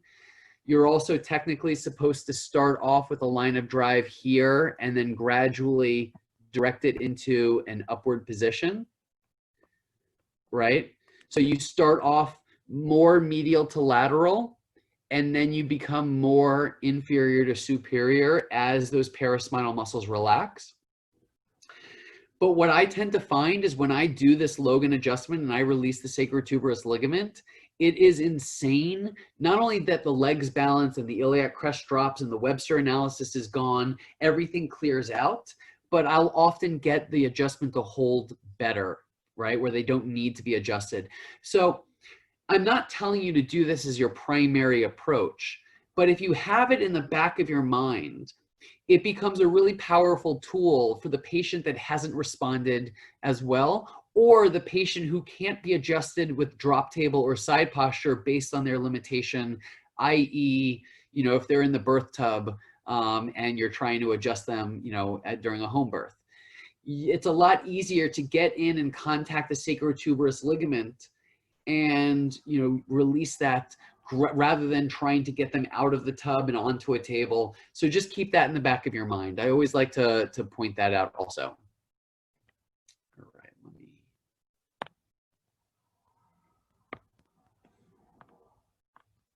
Okay. Now, once you've cleared out that sacrum, right? And again, mind you, we're talking about you're a chiropractor, you're licensed, you're practicing, you're clearing out subluxations wherever those subluxations may be.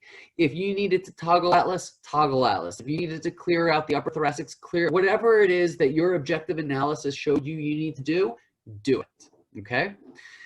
Most of pregnancy, what you really need to do is clear out those, the sacrums. Okay, so if you take a look at the round ligament, the round ligament helps to anchor the anterolateral uterus down through the inguinal canal into the pubic area, right?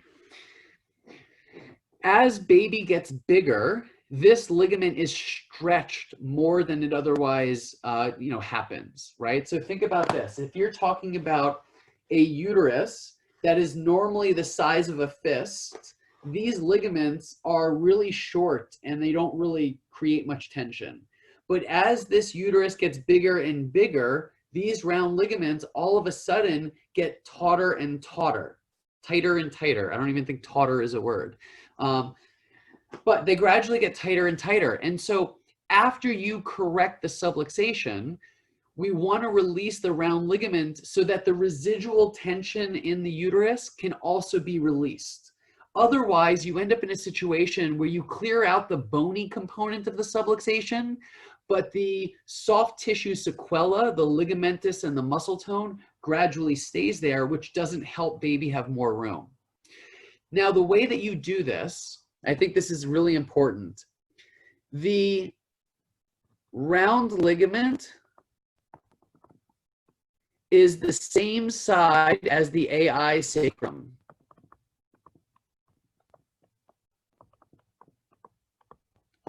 In other words, if you were doing a left Webster, again, which means right AI sacrum, then you're going to do the right round ligament.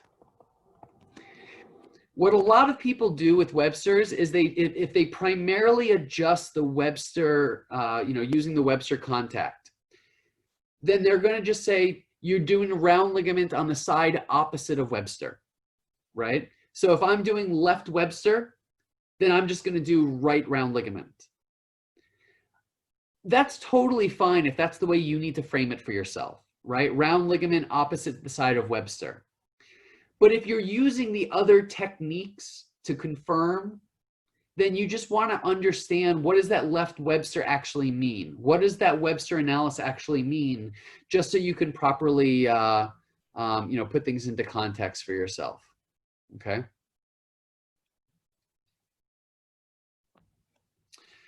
The other thing to keep in mind is that sometimes this round ligament, and Brian, thank you for pointing this out, I say should be, right? Because the round ligament can have tension on both sides, or it can have it on one side, or it can have it on the other side. So you always want to, I personally check both sides, and I feel to see which side has the most tension. But when you're doing this, you can have a pretty good idea that it's usually on the same side as Webster, or excuse me, the opposite side of Webster, or the same side as the AI sacrum, right? So again, just something to keep in mind, feel both sides. Now, the way that you can do it, the picture on the right gives you an example of how you can actually test this. If you draw a line 45 degrees lateral and inferior of the umbilicus, and then a 45-degree line from the ASIS inferior and medial towards the pubic symphysis, this is generally where you're going to feel the round ligament. Because again, if we clear the round ligament, if we feel the round ligament is kind of following in this path. So you can start with this sort of tool right here and say like X marks the spot. But what I personally do is I start off at the ASIS. So I start off at the ASIS and I start palpating just underneath at like the bottom portion of the abdomen, of the bottom portion of the belly.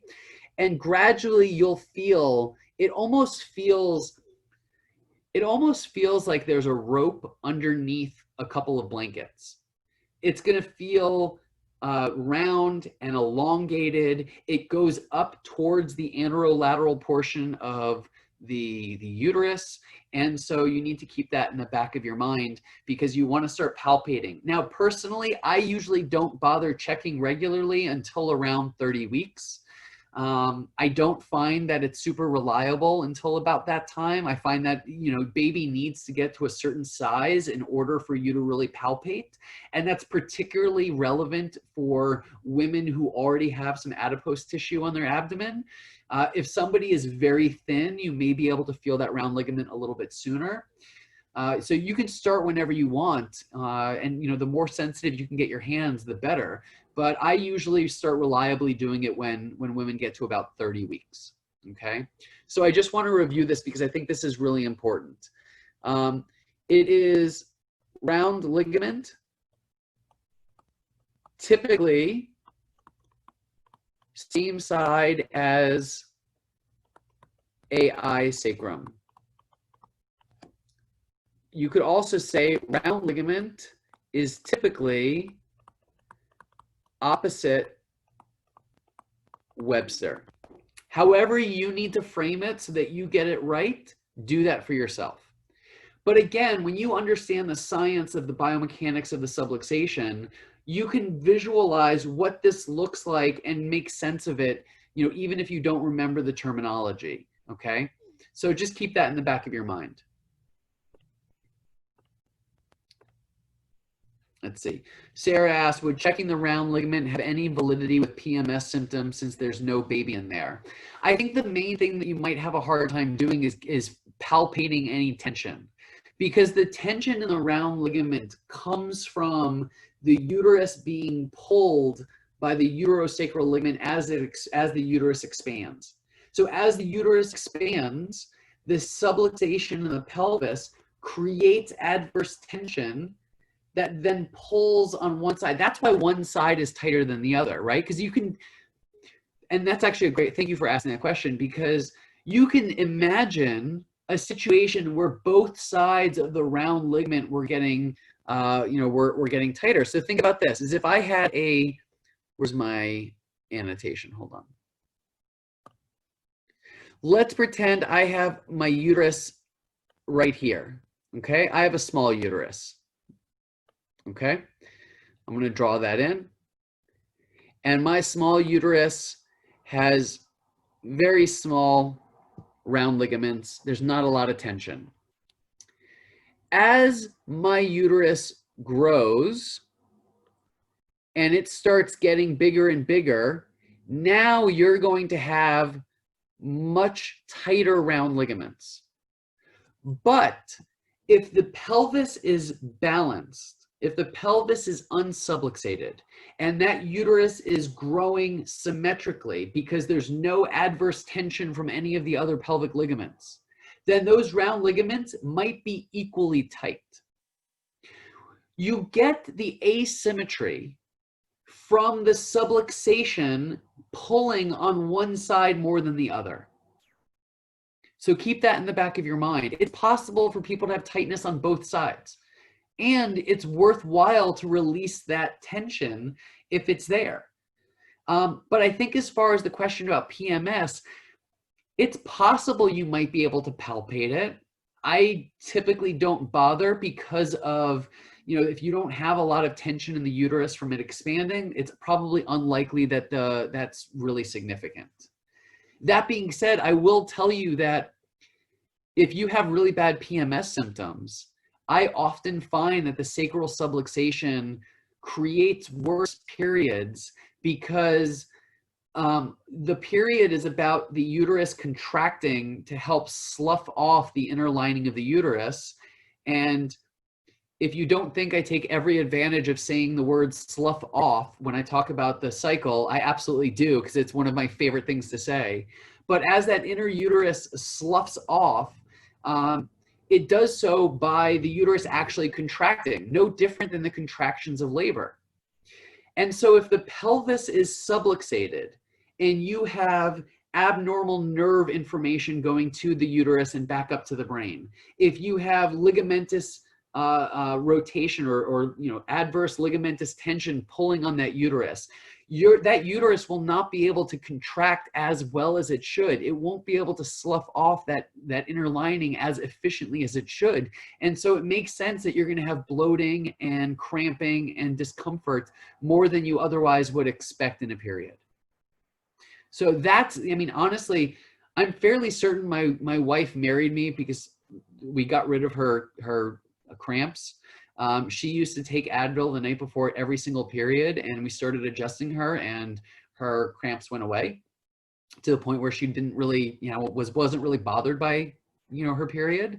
And I'm fairly certain that's why she married me. So, we see a lot of people in our practice, especially young women who have really difficult periods, and they start getting adjusted, and it is kind of amazing how much their body changes. Okay. Oh, got a chat. Okay, cool. All right. This is me doing round ligaments on this patient that was in labor. You can see that I am contacting the inferior lateral portion of the abdomen. I'm holding pressure on there. It's just about the amount of pressure that you feel coming back at you. And the intention is to release that. And I'll actually walk up the entire, so if I have the uterus, and if I'm feeling down here, I'll actually I'll kind of walk up the entire round ligament to try to make sure that I'm getting all of the tension out of it as opposed to just one part, okay?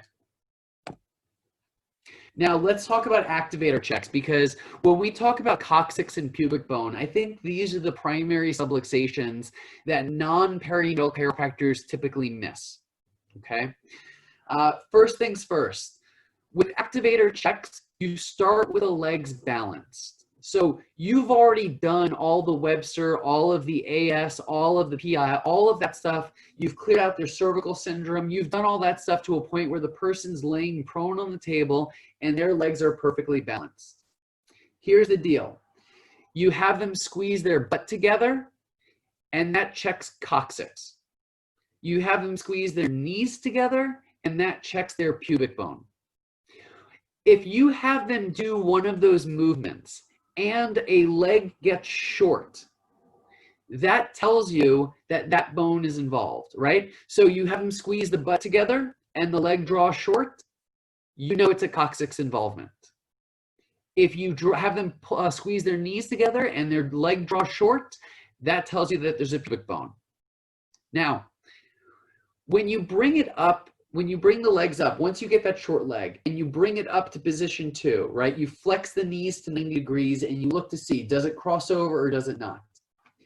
A simple way of doing this is with coccyx, you're going to adjust on the side of the long leg. So for instance, let me do this little annotation. Let's pretend we're going to call this position 1, which is the person completely prone. Legs are balanced, and then they squeeze their butt. So squeeze butt, and now you get one leg that draws short. That tells you, hey, coccyx is involved.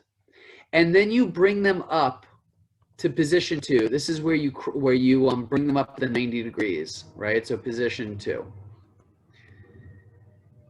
If you have position 2, these are the two possibilities, right? Either it crosses over or it doesn't. These are the two possibilities. You adjust on the side of the long leg. So in this first one over here, you're going to adjust the right side, right coccyx. On this one, you're going to adjust the left coccyx. So if the leg draws short, you bring it up to position 2, you adjust the side that's long. Now, if you're taking a look at the coccyx, you've got the coccyx here. We're just going to pretend that's at the sacrum. So the coccyx is here. If I'm going to say I'm going to do a left coccyx, then I'm actually going to use my activator, or you can just use a static pressure, or you can even use a drop table on a low setting. You're going to contact just to the left side, and your line of drive is going to be inferior to superior, medial to lateral, and you're really not going to be doing any posterior to anterior. Those are it's just kind of, inferior to superior, medial to lateral, okay? If you're doing the right side, you do it on the other side. It's really that simple. So the big thing that I want you to understand is you're going to adjust on the side of the long leg in position 2. Any questions on that? Good, because that was the easy one. When we take a look at the pubic bone, still starting with legs balanced, you squeeze the knees together. The short leg indicates that the pubic bone is involved. Now, here's the deal. If the leg crosses over, so if the leg that's short becomes long, then that tells you you're going to adjust a superior pubic bone on that side. If it does not cross over, if it stays short, you're going to adjust an inferior pubic bone on the other side. So let's take a look at this for a second. If I see the person squeezes their knees together and the leg draws short, so here, let me do this. So they draw short on the right, and then they cross over. So the right is now long.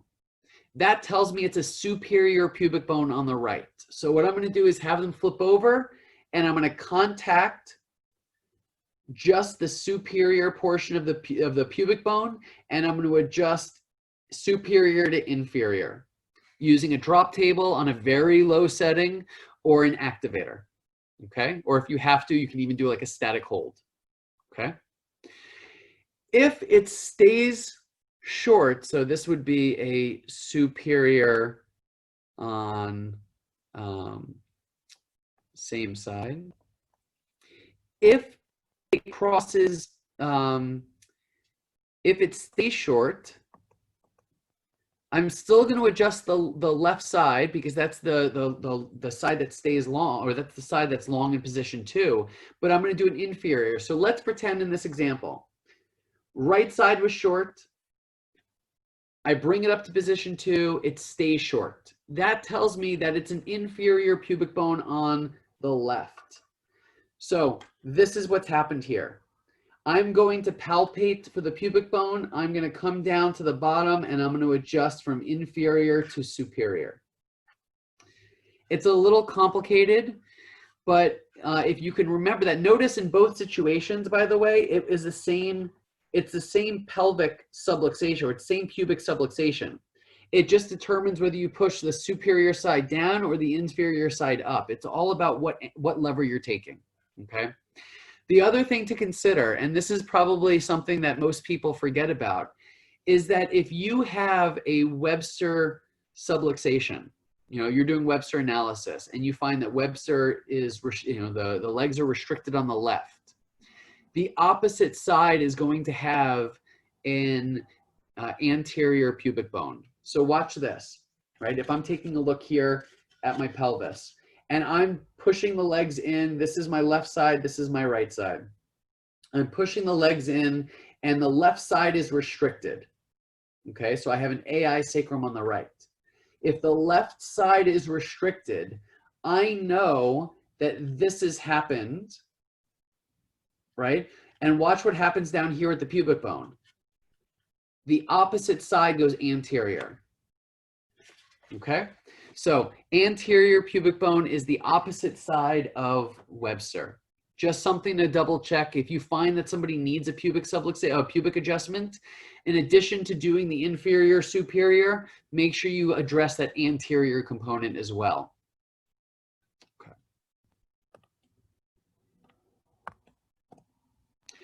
Wow. Okay. That was a lot of information. And honestly, this is my first time teaching technique virtually. And it kind of sucks because I wish that I could put my hands on all of you in a clinical way. But I think that's really, it's important. Now, the good news is that's the complicated part, right? Pregnancy is a little bit more complicated because as much as people are intimidated by adjusting children, children are the easy part. So let's talk about a couple things. First of all, well, before we do that, does anybody have any residual questions from pregnancy? Just a quick one. When you find the pubic bone on the opposite side of Webster, your line of drive is P to A and then a little S to I? Or Mostly just P to A. Okay, thank you. Oh, I'm sorry, from A to P, sorry. That's what I meant, thank you. Yeah, from A to P, yeah. Cool. Cool. All right, so let's talk about pediatrics. Couple of things to remember. There is, and go back to the science of subluxation class if you need a refresher on this, but there are certain factors that make the upper cervical subluxation not only the more common subluxation in young children, but also the more neurologically devastating subluxation. So that's the area that I think is the first and foremost, most important area to try to correct in terms of addressing subluxation. And, again, refer back to the subluxation, the science of subluxation class that we did. Children can, sometimes are not super easy. There's a phase where every child goes through around like 5 months to 15 months, where I refer to it as the I hate Dr. Ian phase, where they just really don't want to be messed with. They want to be protected by mom. They see you as a stranger. And honestly, these masks have made it 10 times worse. When kids can't see your face, when they can't see your smile, when they can't connect with you, it's really hard and it creates a lot of uncertainty for them. So what you really want to do is make sure that your temperament is, your temperament creates the foundation for them, that you're coming in a calm, peaceful manner. If you're worried about what's happening out there in the office and you hear your office manager doing something silly and you hear patients in the back that are waiting for you, if your mind is anywhere else, that child will be able to feel it and they're going to feel a disconnection that just will not support the type of adjustment that you want to create. Be 100% present and focused with kids. View it as an escape from the world. When you just get to be present with them, and you get to, and I've got my little baby doll here, when you get to just be like connected with them, staring eye to eye, completely in tone with them energetically, it makes a huge difference. You also need to address the parents' fear. Let parents know that if they're nervous about their child getting adjusted, then it becomes something that the child is going to fear and pick up on also.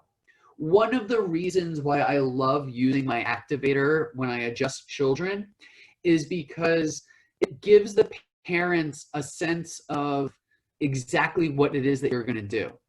If you just tell them, oh, we're putting a pressure of a you know, on an avocado to test its ripeness, or on the eyelid to test what's comfortable, they get a sense of it, but they don't know exactly what it is. And they're going to see their child, right, where you're holding a contact, and the child might be confused. The child might be fussy because they're gassy or something else. And the parents' minds are going to start to go. So I love using an activator because I think it makes the adjustment more predictable and therefore puts the parent's mind at ease. The other thing is I really love leg checks, but sometimes it's hard to get leg checks for kids. So there's a couple of things that we want to do is if they're really little, I have them lay on the pregnancy pillow. Let me get this, hold on. So honestly, since I got my swing away tables, I really don't use pregnancy pillows for pregnancy, but I use them as little positions for baby. And so I'll put baby on their back, laying in here in a way that is super, super comfortable for them. In fact, many of our patients talk about, oh my God, they're so happy. We need to get one of those pillows. So they tend to be really comfortable here. What I'm going to do is if I'm going to check their legs, I need to make sure that I can do gentle motion and I can get this back and, get a normal leg check to actually show up. So what I'll very often do, and it's unfortunately hard to kind of do this, so I'm going to position my body in a way that hopefully you can see it. Okay. This is by far the weirdest way I've ever taught technique. All right, so what I'm going to do is I'm going to bicycle the legs while I'm interacting with the kid and really getting them to feel comfortable, and I'm going to use that as a way of getting them to relax. And when you're doing the leg check, you can't just kind of do the type of activator leg check that we showed before with the lateral malleoli. What you really need to do is kind of bicycle the whole leg and try to straighten them out. So bicycle, bicycle, bicycle, straighten and check. Bicycle, bicycle, bicycle, straighten out and check. Bicycle, bicycle, straighten out and check. And you do it a couple times as a way of confirming it.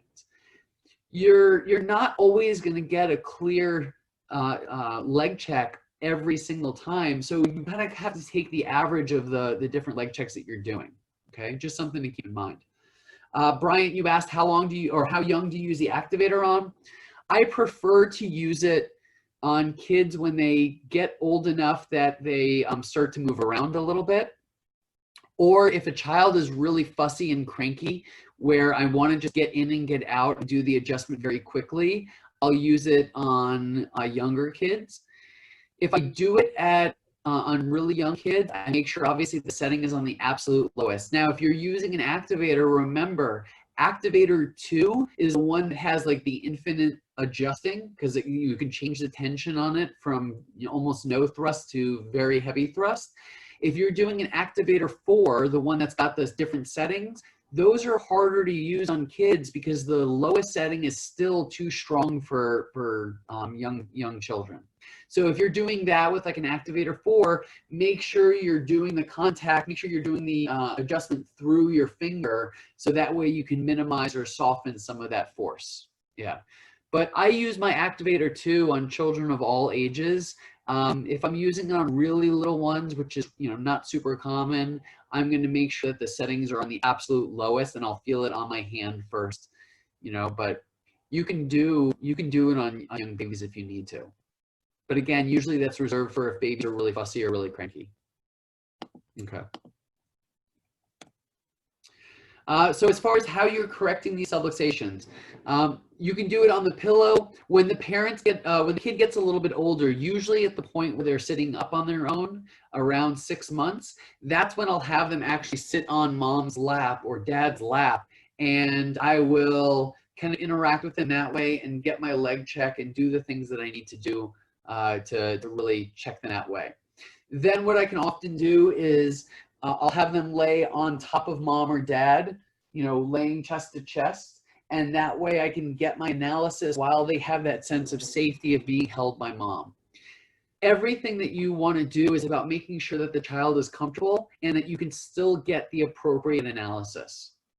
So let's talk about what that analysis looks like. First of all, you need to understand how the motion of the spine is related in young kids. In really young babies, when you talk about the upper cervical spine, you're primarily looking for lateral flexion as your first indication of sensation. Okay. What I do is I will, and let me see if I can prop this up. Does this work? Yay. Okay. So what I'll do is I will contact I have small hands, so I can use my middle finger, but if you have larger hands, you might want to use your pinky. But I can contact, and I'm going to place my finger right between the mastoid and the transverse process of C1 on both sides. And I'm going to gently laterally flex. Now, I'm not trying to move the entire head. I'm just trying to isolate right there at that top upper cervical joint. And when I tilt the head to the left, I should feel the mastoid and the C1 approximate. With C1, will feel like it's skirting out to the opposite direction. So if I'm doing this, if I'm tilting the head to the left, I'm going to feel C1 almost skirting out this way. If I tilt to the right, I should feel C1 skirting out to that side.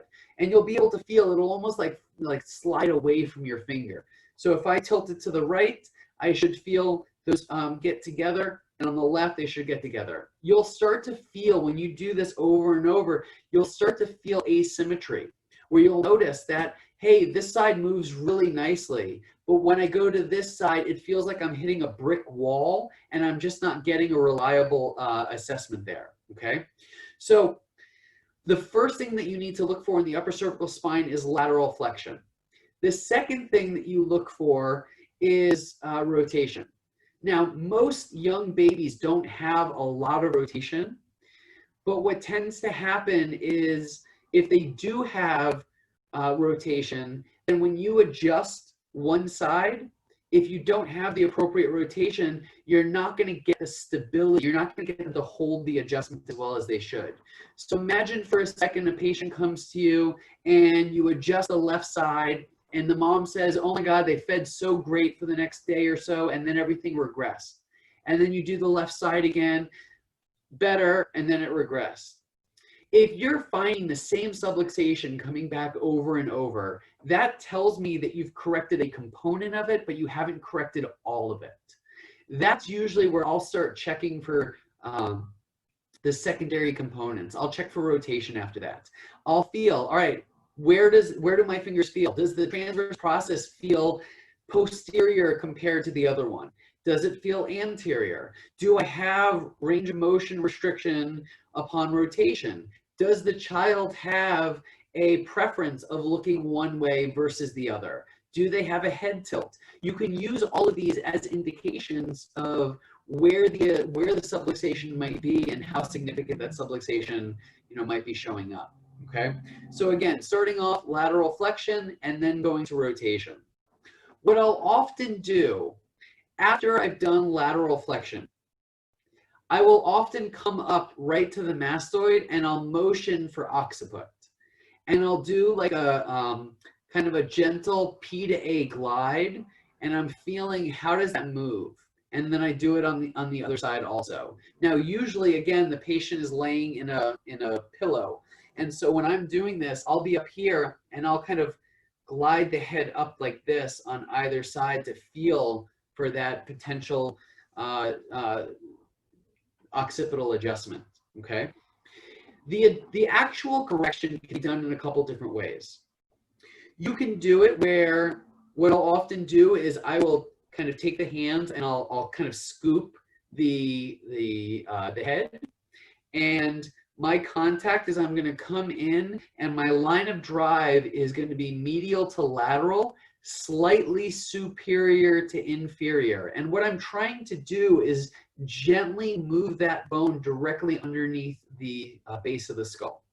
I'm not trying to thrust it or slam it. I'm just gently trying to stabilize the occiput here and gently contact that bone, and that's going to be my line of drive. Now, I could do this whether the child is sitting up on mom's lap or whether the child is laying down. It's the same type of idea. Medial to lateral, slightly superior to inferior, and if there's any rotation, you can then angle your contact from P to A or from A to P if you need to. Okay? If you're doing it with an activator, you can do same sort of thing. Come in, use your activator, use your integrator, whatever it is, and just make sure that your line of drive is appropriate. We want to try to keep kids with their bodies in a neutral position when you do the adjustments, right? So I don't like doing, like, if I'm doing C1, I don't like, you know, laterally flexing the head to accentuate that pressure. I really want to stabilize the head in a neutral place. And if I can, I will sometimes do it where I'm holding them and I'm actually like making eye contact. I'll actually adjust them like this. And when I do that, it allows them to feel safe. But I can also even, and Carla, you can attest to this because you've seen me do it. Brian, you might have seen it also, is I'll hold them like this and I'll bounce and I'll make eye contact and shush them while I'm holding that contact. And what I want to feel is that bone gently slide back under and letting all of those muscles in the neck relax and come back down. But this is a great way, if you have a child that's really fussy, this is a great way to make the adjustment while having them be connected to you visually, okay? Especially for babies that really love to be bounced or love moving, I find that that helps a lot, okay? So that's just something, you know, a little helpful tip for that.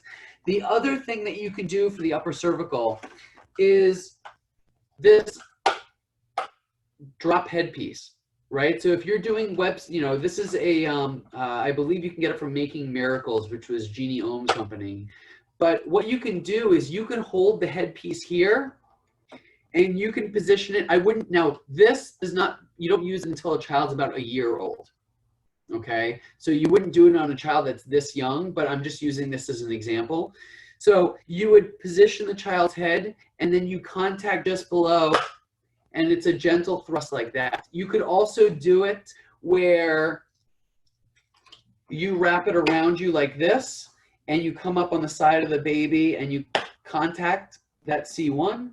So there's different ways to do it, but this headpiece works great. Even if, for instance, if baby is sitting on mom's lap, what I'll sometimes do is I'll come up and I'll contact and I'll make the adjustment like that in a way that baby can feel safe on mom's lap and be, you know, perfectly comfortable. So that's the main thing for C1. If you're talking about occiput, if it's an AS occiput, that's where you get into like the Gonstead, you know, the occipital blocks and all of that. That's something for a whole nother class. I can bring a Gondroid on to teach people how to do that. But if it's a PS, you can just hold pressure. Again, slide right into that mastoid groove and superior to inferior and posterior to anterior, and then typically slightly lateral to medial, just to try to help get that bone back onto the lateral mass so that the condyle is moving properly. You can also use, in that case, you can also use an activator, right? Just focus on your line to drive. The main thing, and I mentioned earlier, the thrust doesn't matter as long as you know where and when to apply the thrust, okay? I could do any of these adjustments with a drop table, with my hand, with a static hold, with an activator. It doesn't matter. What matters is that I'm conscious of when to do it and what's the appropriate line of drive. Now, the rest of the body works pretty easily because the rest of the spine, the primary mode of subluxation is posteriority, right? The spine, think about the spinous process going posterior, inferior. And so the rest from C2 all the way through the sacrum, you can essentially motion by either holding the child and gently motioning from P to A and feeling for that glide, or you can have them lay on their belly and grab their legs and gradually put them into extension. You know, if you were going to do it like this, you would essentially bring them into extension and feel for the spinous processes to approximate, okay? The side that if you feel an area that's usually, it's going to be subluxated, you'll have typically a more prominent spinous process. You'll feel those bones, you know, you won't get as much of a P to A play in the joint. And usually babies are going to squirm. They're not going to be very comfortable in that position. So that's just something to keep in mind as far as that. What you can also do is if you're checking their pelvis, if you're doing both legs, you're checking the spine. If you're doing one leg, you're checking the ilium. That's the easiest way to think about it. Now, if I'm going to motion this ilium, if I take the child's leg and I bring the knee up and in front, right? I flex the hip and knee and bring it up like the baby was marching in place. That's going to test the ilium in a, like, it's going to try to tuck it under almost like a, in like a PI direction. If I extend it out like this, that's going to test the pelvis or test the ilium in an AS direction. So this helps you determine what direction you need to make the adjustment if you feel a restriction. So let's say, for instance, I'm motioning and I feel that the left side is feels tight, but when I do it on the right side, I get really good motion, right? Because you're comparing it from one side to another. And then I go back and I feel, all right, the left side's definitely stuck. It's definitely subluxated. What's the direction that I need to correct it? If I go like this, if I bring this leg in extension and that ilium goes into an AS position really well, then I know that it's not really, that's not the line of drive that I need to make. It's already moving in that direction. If I move in a marching position, right, where I bring the knee and the hip into flexion, and I feel that it is tucking down, then I know that that direction is moving really well. So what you want to do is you want to adjust it in the line of drive that's not moving well. So for instance, let's say I am doing extension and it's not moving at all. It's really stuck. But when I do it into a flexion, it's moving really well. Well, that tells me that I want to contact it, contact the PSIS and adjust it as if it was a PI ilium. So I'm going to contact, and either you can do it manually, where you can actually lift up the thigh and kind of do like a little gentle thrust. Very often with this situation, especially in toddlers, you'll just get them to tension and the bone will just release. You don't even have to thrust. For little ones, I'll use either an activator or you can just come in and just hold the pressure, right? So I'm going to use the leg and I'm going to put put that hip into extension just a little bit, and use my thumb, put a little bit of a inferior to superior, posterior to anterior position, just like I was correcting a PI ilium. If they were in the opposite direction and I needed to correct it as an AS, then I'll usually use an activator and contact like the ischial tuberosity and adjust it like an AS. Or you can even, in this situation, sometimes I'll have them lay on their backs and I'll kind of tilt the whole ilium this way and I'll just hold static pressure and I'll let that gradually release. Again, you don't, for little ones, you don't need to do an osseous release. It could just be holding pressure within that line of drive, and very often everything will just release on its own without a big audible or cavitation, okay? The only other thing that I think is really relevant is the Logan analysis on little ones. With Logan, you can actually just look at their butt cheek, and let me share this real quick, because this I think is pretty cool.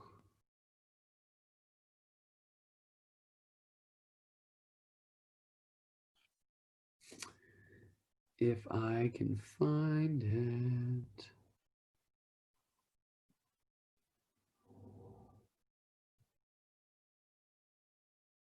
Ah, okay.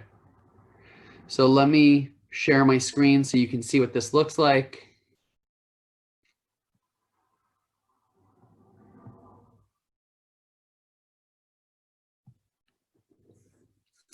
That picture on the left is the intergluteal cleft space, if you were on from the beginning, right? It's the butt crack.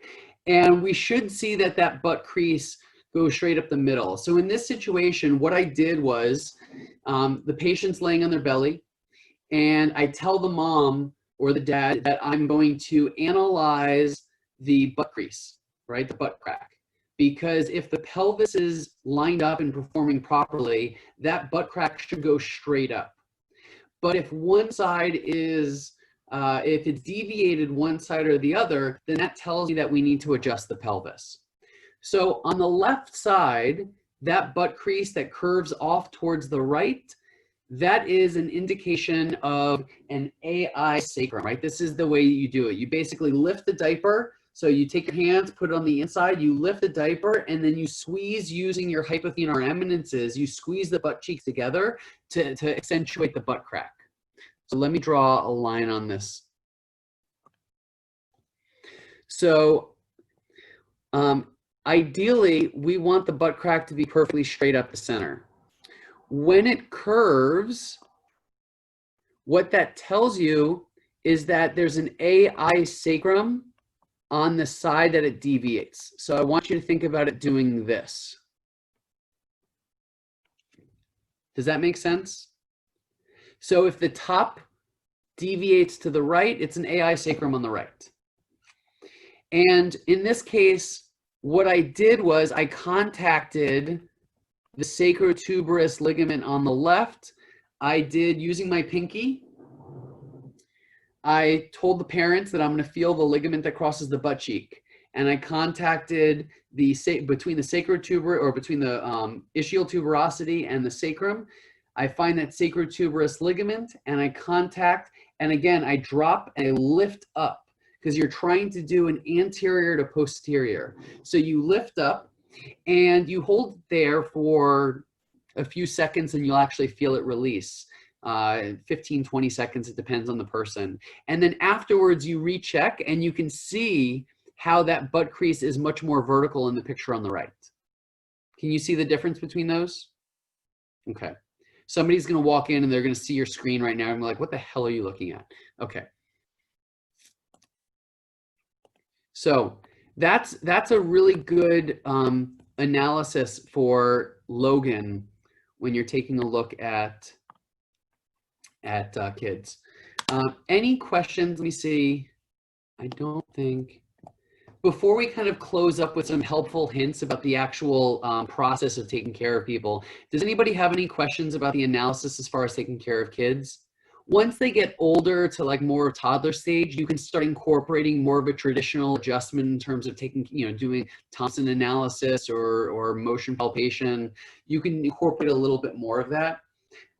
With younger kids, it's very much of motion palpation, and I really love leg checks. What I'll do with kids is I'll do the leg checks, and then I'll come up and just challenge, and I'll do a leg check, and I'll challenge, and I'll do a leg check, and I'll challenge, and I'll basically, it'll teach me, what direction that I need to adjust in order to balance out those legs.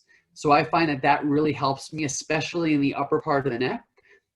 So I can confirm. Again, it's not the only way of analyzing. It's a confirmation of what you need to do. I'll also, if I'm doing that leg check, I will swipe up on the occiput to challenge for a potential PS occiput. I will swipe up on the other side. I will swipe down. I will push on the right atlas, on the left atlas. I will move all bones in different directions, looking to see which way either balances the legs or creates asymmetry in the legs. And that's my way of confirming my motion palpation, because I don't believe we should have just one way of analyzing the pediatric spine. I think it's too important that we get it right. So I tend to use multiple analysis when I check children. Anybody have any questions on that before I go over some helpful hints? Okay. I already referenced this, use multiple techniques. I personally love when I'm taking care of a pregnant patient, after I adjust them, if things are not perfectly clear, I'll have them stand up, walk around, and then lay back down on their belly, or lay back down and we'll recheck them. The reason being is, as soon as you adjust the subluxation, you're changing the way that body is going to adapt to gravity. So the moment they stand up and they become weight bearing, everything is going to shift. And if they lay back down, you may see that they're completely clear, which means you cleared out their subluxation, or you may find a different subluxation that needs to be adjusted. So I will often do that, and especially with patients when there's limited time, like a potential induction or a breech baby, I'll have them stand up and lay back down over and over again to make sure that I'm getting all of it and not leaving any trace of a subluxation behind. If you're noticing that the person's coming in with a consistent pattern of subluxations, change the order of the adjustment or consider adjusting the opposite bone of the joint. So Bryant, remember we were talking about the Webster, and I said if you're adjusting the left side of a Webster and then it's just not changing, sometimes doing the right AI using the Thompson will create the difference. If I'm checking a child and I'm adjusting Atlas, Atlas, Atlas, Atlas, and nothing's changing, nothing significant is lasting, I'll go up and I'll adjust occiput on that side, right? So if it's, for instance, if it's an anterior Atlas on the right, this is my left, if it's an anterior Atlas on the left, then I might go up and adjust a kind of a posterior occiput on the left. And very often that will create the type of change that's necessary. And what I found in that situation is that joint is subluxated, but the bias that we're bringing into the situation has us approach it in a certain way, whereas the joint may be better corrected using the opposite direction.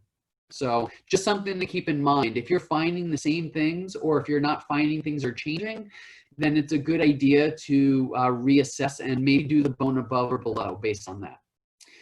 You can always adjust more, but you can't unadjust. I found that the times where I do too much, I regret what I did far more than the times where I didn't do enough.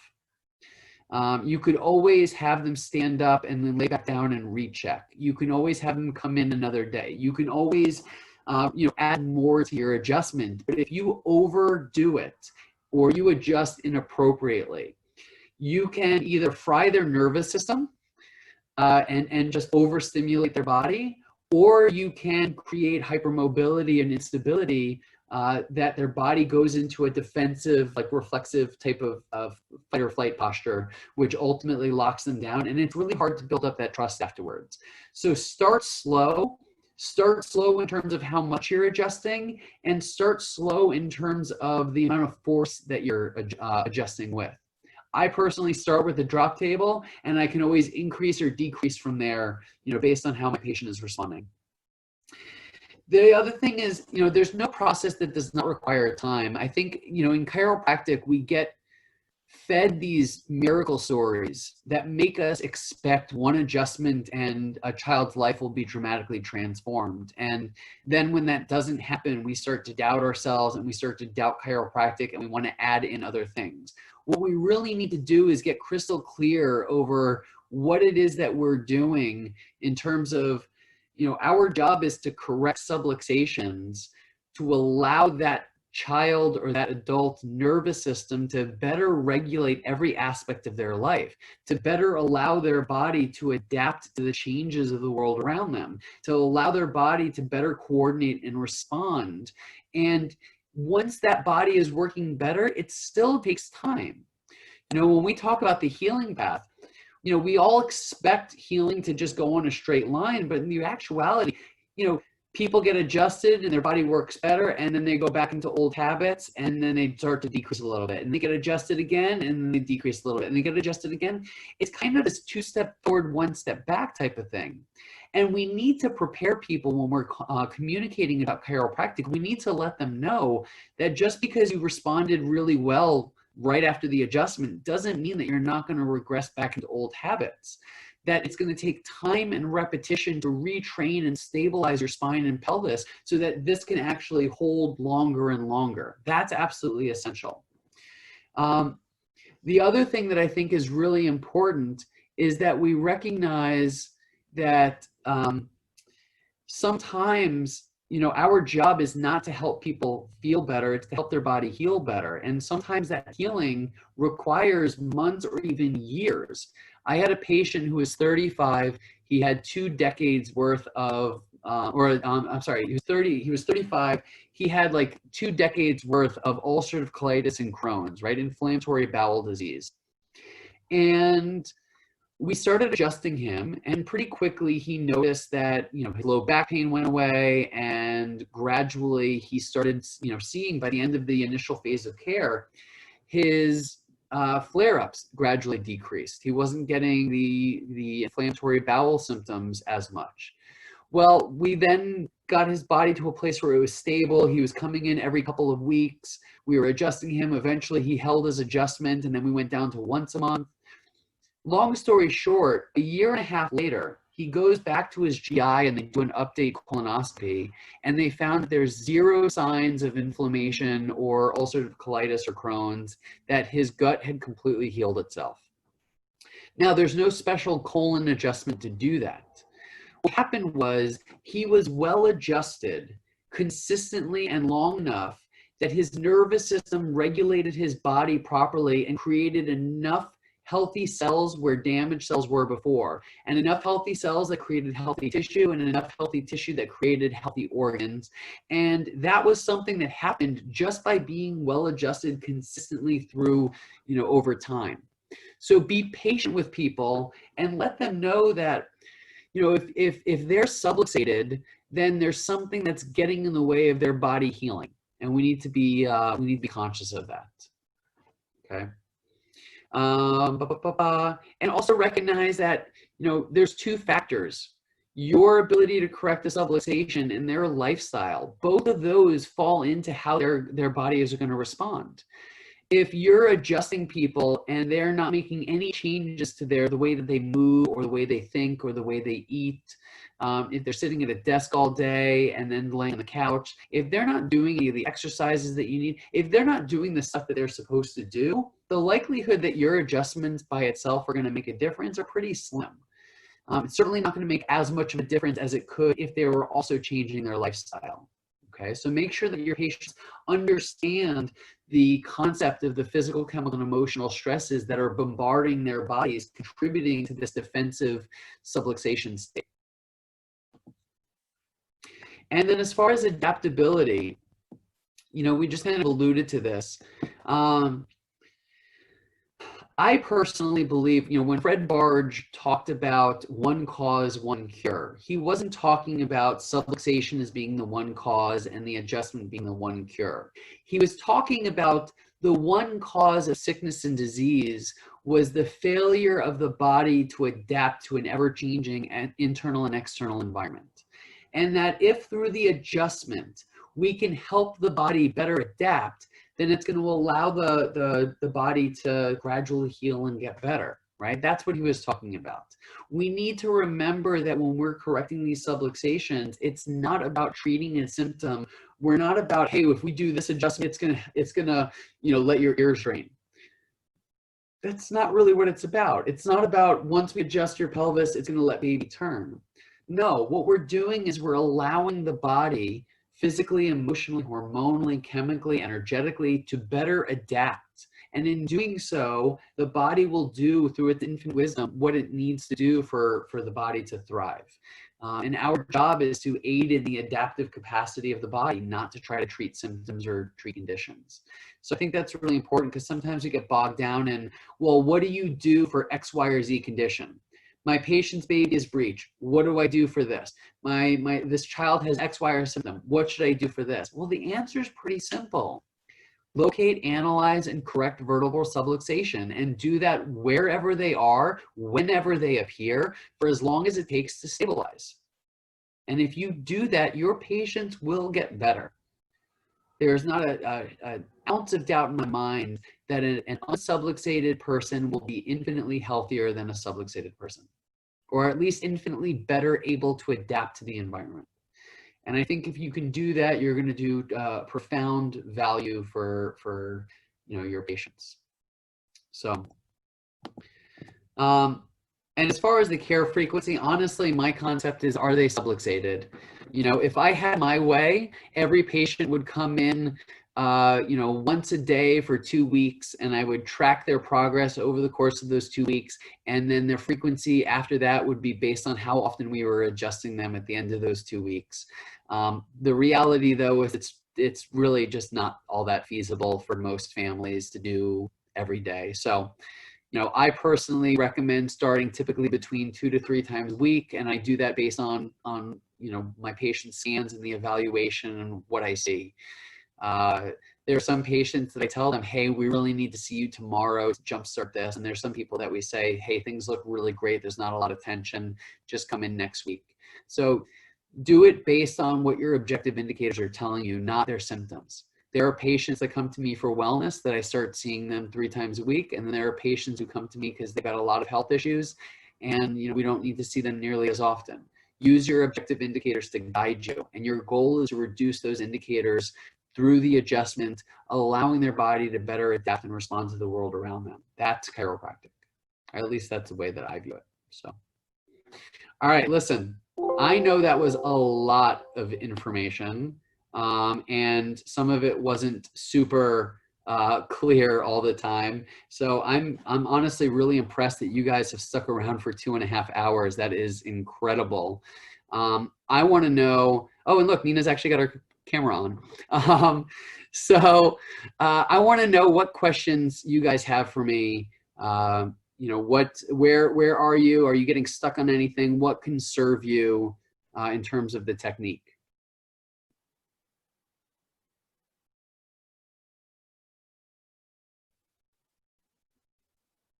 All right. Well, in that case, save your questions for next month, I guess. This is my first time that I've ever done any sort of like technique or hands-on type of stuff virtually, and God, it's miserable. I wish that we could all do things in person. That being said, if any of you want to send me a picture or a video of you doing something, and I'm happy to give you feedback on your positioning, on your analysis. If you want to work through something with me, feel free to shoot me an email by just responding to the listserv email. Thank you guys for being here. And I appreciate it. I'll hang on if you guys have any questions, but otherwise, class dismissed. I did want to chime in. So this was much needed because I kept telling Dr. Chris, I said, I feel really good about my adjustments from all the ICPA stuff and just everything, but my analysis I felt has been lacking. And the thing you were talking about at the very beginning, I have a lady right now and baby's on the wrong side and she's getting super stressed out. And I keep doing too high of an adjustment on Webster. In the past 3 times, she's had the same presentation. She leaves and objectively, like, she's doing better, but she's not doing as awesome as I wanted. So you pointed out 2 things that I really think are going to change this for her. And I'm sitting here listening to you. And I'm like, I am so excited for her that she's coming back on Thursday because she's 37 weeks and like 4 days. And the analysis is just something that I think it takes time, but doing stuff like it really has been helpful. So do this, right? Try, lowering your adjustment. So instead of adjusting it at like S2 area, drop it down to like S3, S4. But what you could also do, if there's any residual tension, go to the other side and do that sacrotuberous release with Logan. And Dr. Nina, you just posted in the chat earlier that you had a patient who you did Logan earlier, and it completely cleared out her subluxation pattern. It's really a powerful, and honestly, it's one of those that every time I do it, I think I'm absolutely nuts. And when I see the results, I'm like, damn, this stuff works, right? Like, let's be real. Chiropractic is really freaking weird. It's absolutely bizarre. you know, I'm going to look at your leg length and then determine what direction to adjust your pubic bone. That is really disturbing, you know, from an outsider's perspective. But the reality is, when you understand the biomechanics and the how everything works, it becomes really clear and it makes sense. And more importantly, you're able to integrate all of these different techniques together in order to best correct the subluxation. So yeah, thank you for sharing that, Jaylene. You're welcome. I also think that it'll help. We have I know that only like 25% of bedwetting cases are helped with chiropractic, but we have a 13-year-old little girl who just continues and continues to bedwet, and it hasn't seemed to be getting better. And I'm wondering if some of the stuff we talked about tonight will change it. So I'll let you know. Yeah, you know, check pubic bone, check coccyx. You know, you can do other checks to go up the lumbars, but you know, you want to, you know, you can basically just look at the body and say, all right, what are the joints, and have I checked for, you know, directions of subluxation, and just, you know, keep doing it until you're absolutely confident that the body is clear. Thank you. Yeah, my pleasure. All right, well, if nobody had anything else, I genuinely, I appreciate you guys being here. Hopefully you're getting some value out of this. And I can't imagine that you would spend 2.5 hours on here if you weren't getting some value, but I appreciate you being here, and I'll see you guys next month. Thanks for being interested.